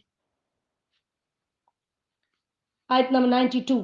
سمندر نے اس کی لاش باہر پھینک دی تاکہ سب خدائی کا دعویٰ کرنے والے اس کے انجام کو دیکھیں. اللہ نے فرمایا فَالْيَوْمَ نُنَجِّيكَ بِبَدَنِكَ لِتَكُونَ لِمَنْ خَلْفَكَ آیَةً، تجھے تیرے پچھلوں کے لیے نشانی بنانے کے لیے آج ہم تجھے چھوڑیں گے۔ وَإِنَّ كَثِيرًا مِّنَ النَّاسِ عَنْ آيَاتِنَا لَغَافِلُونَ، کہ بہت سارے لوگ ہماری آیات سے غافل ہیں۔ 10واں رکوع ہے آیت نمبر 93 سے 97 تک۔ اللہ تعالیٰ فرماتے ہیں فرعون کو غرق کرنے کے بعد پھر ہم نے موسیٰ علیہ السلام کو اور بنی اسرائیل کو اقتدار دیا، لیکن وہ فرقوں میں بٹ گئے، تو اللہ تعالیٰ روز قیامت ان کے اختلافات کا فیصلہ کریں گے۔ پھر فَإِن كُنتَ فِي شَكٍّ، اللہ تعالیٰ نے آیت نمبر 94 میں بتایا، کیونکہ اس صورت کا اصل مقصد نبی علیہ السلام کی نبوت کو ثابت کرنا اور مخالفین کے شبہات کا رد کرنا ہے۔ اللہ تعالیٰ نے فرمایا کہ تم خود تو ان پڑھ ہو مشرکین مکہ سے، تو جاؤ اہل کتاب سے پوچھ لو، وہ تمہیں بتائیں گے کہ یہ نبی اور یہ کتاب سچے ہیں یا نہیں ہے، لیکن اگر تم اللہ کی آیات کو جھٹلاتے ہو تو تم نقصان اٹھاؤ گے۔ پھر آیت نمبر 98 سے 103 تک تذکرہ ہے قوم یونس کا، کہ کوئی بستی ایسی نہیں تھی کہ جو عذاب کے آنے سے پہلے ڈر گئی۔ یاد رکھیے عذاب آ کر ٹالا نہیں گیا تھا، اللہ تعالیٰ نے کسی بھی قوم کے اوپر آیا ہوا عذاب نہیں ٹالا، ابھی عذاب کے بارے میں بتایا گیا تھا کہ یونس علیہ السلام نے جب ان کو بہت زیادہ تبلیغ کی، یہ نہ مانے تو وہ ناراض ہو کر اللہ کے حکم کے بغیر چلے گئے۔ قوم نے پیچھے سے سمجھ لیا کہ نبی ناراض ہو کے چلا گیا، اب ہماری خیر نہیں، تو تب انہوں نے گڑ گڑا کر اللہ تعالیٰ سے دعا کی، اللہ سے معافی مانگی، توبہ کی، تو اللہ تعالیٰ نے ان کی توبہ قبول کی۔ ٹھیک ہے، تو اللہ تعالیٰ فرماتے کوئی بستی ایسی نہ ہوئی جس کے ایمان نے اس کو فائدہ دیا ہو سوائے قوم یونس کے۔ پھر اس کے بعد اللہ تعالیٰ نے تذکرہ کیا ہے کہ نبی علیہ السلام کی شدید خواہش تھی کہ سب لوگ ایمان لے آئیں، لیکن اللہ تعالیٰ نے فرمایا کہ یہ دل کا معاملہ، اس لیے آپ کسی کو مجبور نہیں کر سکتے۔ کوئی ایمان لانا چاہتا ہے تو وہ دیکھے زمین و آسمان کے اندر کتنی نشانیاں موجود ہیں۔ وَفِي كُلِّ شَيْءٍ لَهُ آیَةٌ تدل علی انہ واحد، کائنات کے اندر کتنی نشانیاں ہیں جو اس بات پر دلالت کرتی ہیں کہ وہ اکیلا ہے، لیکن جن کی قسمت میں ایمان نہیں ہوتا وہ اتنی نشانیاں دیکھنے کے باوجود بھی ایمان نہیں لاتے۔ اللہ تعالیٰ نے فرمایا اگر تم بھی ان جیسا عذاب چاہتے ہو تو انتظار کرو، لیکن جب وہ عذاب آئے گا تو ایمان والوں کو بچا لیا جائے گا۔ 11واں رکوع ہے قل یا ایھا الناس، آیت نمبر 104 سے 109 تک۔ اللہ تعالیٰ نے بتایا کہ اگر تم شک میں ہو میرے دین کے بارے میں، شک کہتے ہیں کہ ذہن کے اندر کسی چیز کے حق یا ناحق ہونے کا برابر امکان موجود ہونا، تو اللہ تعالیٰ نے فرمایا اگر تمہیں میرے دین کے بارے میں شک ہے تو اے میرے نبی ان کو بتا دیجئے کہ میں تمہارے معبودوں کی عبادت کبھی بھی نہیں کروں گا، میں تو اس کی عبادت کروں گا جو تمہیں فوت کرتا ہے۔ یہاں پر دھمکی دی جا رہی ہے کہ تمہاری موت اس کے اختیار میں ہے، اس لیے تم حنیف بن کر اس دین پر قائم رہو اور مشرکوں میں شامل نہ ہو، اللہ کے علاوہ کسی اس کو نہ پکارو جو نفع و نقصان کا مالک نہیں ہے۔ یہ آیت ہم نے اس سے پہلے بھی پڑھی ہے، وَيَمْسَسْكَ اللَّهُ بِضُرٍّ فَلَا كَاشِفَ لَهُ إِلَّا هُوَ، 7ویں پارے میں، کہ اس آیت نے شرک کی جڑ کاٹ دی۔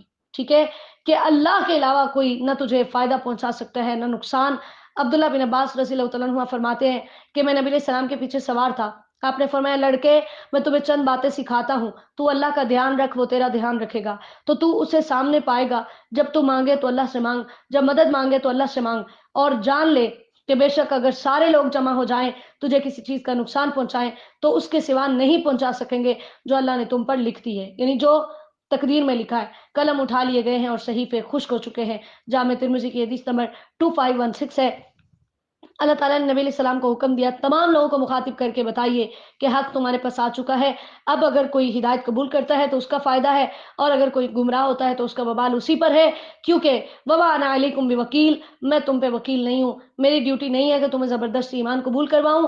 واتبع ما یوحی الیک، اے میرے نبی آپ وحی کی پیروی کیجئے، واصبر، اور ڈٹ جائیے، صبر کیجئے، استقامت اختیار کیجئے، حتی یحکم اللہ، حتیٰ کہ اللہ فیصلہ کر دے، وَهُوَ خَيْرُ الْحَاكِمِينَ، اور وہ سب فیصلہ کرنے والوں سے بہتر ہے۔ سورہ ہود انشاءاللہ تعالی ہم کل 12ویں پارے کے ساتھ شروع کریں گے۔ اللہ تعالیٰ ان آیات کی روشنی میں ہمیں اپنی زندگیاں تبدیل کرنے کی توفیق عطا فرمائے، اور اللہ تعالیٰ ہمیں ان واقعات سے عبرت حاصل کرنے کی توفیق عطا فرمائے، ہمارے صغیرہ و کبیرہ گناہ معاف فرمائے، ہماری نیک حاجات کو پورا فرمائے۔ میں بہت کوشش کرتی ہوں 1 گھنٹے کے اندر کلوز کرنے کی، تو ٹائم زیادہ ہو جاتا ہے۔ انشاءاللہ تعالیٰ میری پوری کوشش ہوگی کہ ٹائم آئندہ زیادہ نہ ہو، تو آپ سب سے معذرت خواہ ہوں۔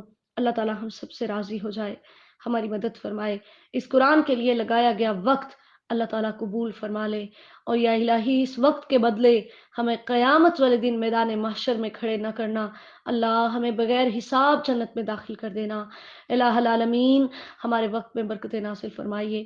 ہمارے صغیرہ و کبیرہ گناہ معاف فرمائیے، ہماری نیک حاجات کو پورا فرمائیے، ہمیں دنیا و آخرت میں کامیاب و کامران فرمائیے۔ یا الہی ہم سب سے راضی ہو جائیے، ہمارے والدین، اساتذہ، سب مسلمانوں پہ اپنی رحمتوں کا نزول فرمائیے۔ یا الہی ہماری التجائیں پوری فرمائیے، ہمیں اپنے مقربین میں شامل فرمائیے، اپنے دیدار کا مستحق بنائیے۔ اللہم صلی وسلم علی نبینا محمد صلی اللہ علیہ وسلم۔ السلام علیکم ورحمۃ اللہ وبرکاتہ۔ سبحانک اللہم وبحمدک، اشہد ان لا الہ الا انت، استغفرک واتوب الیک۔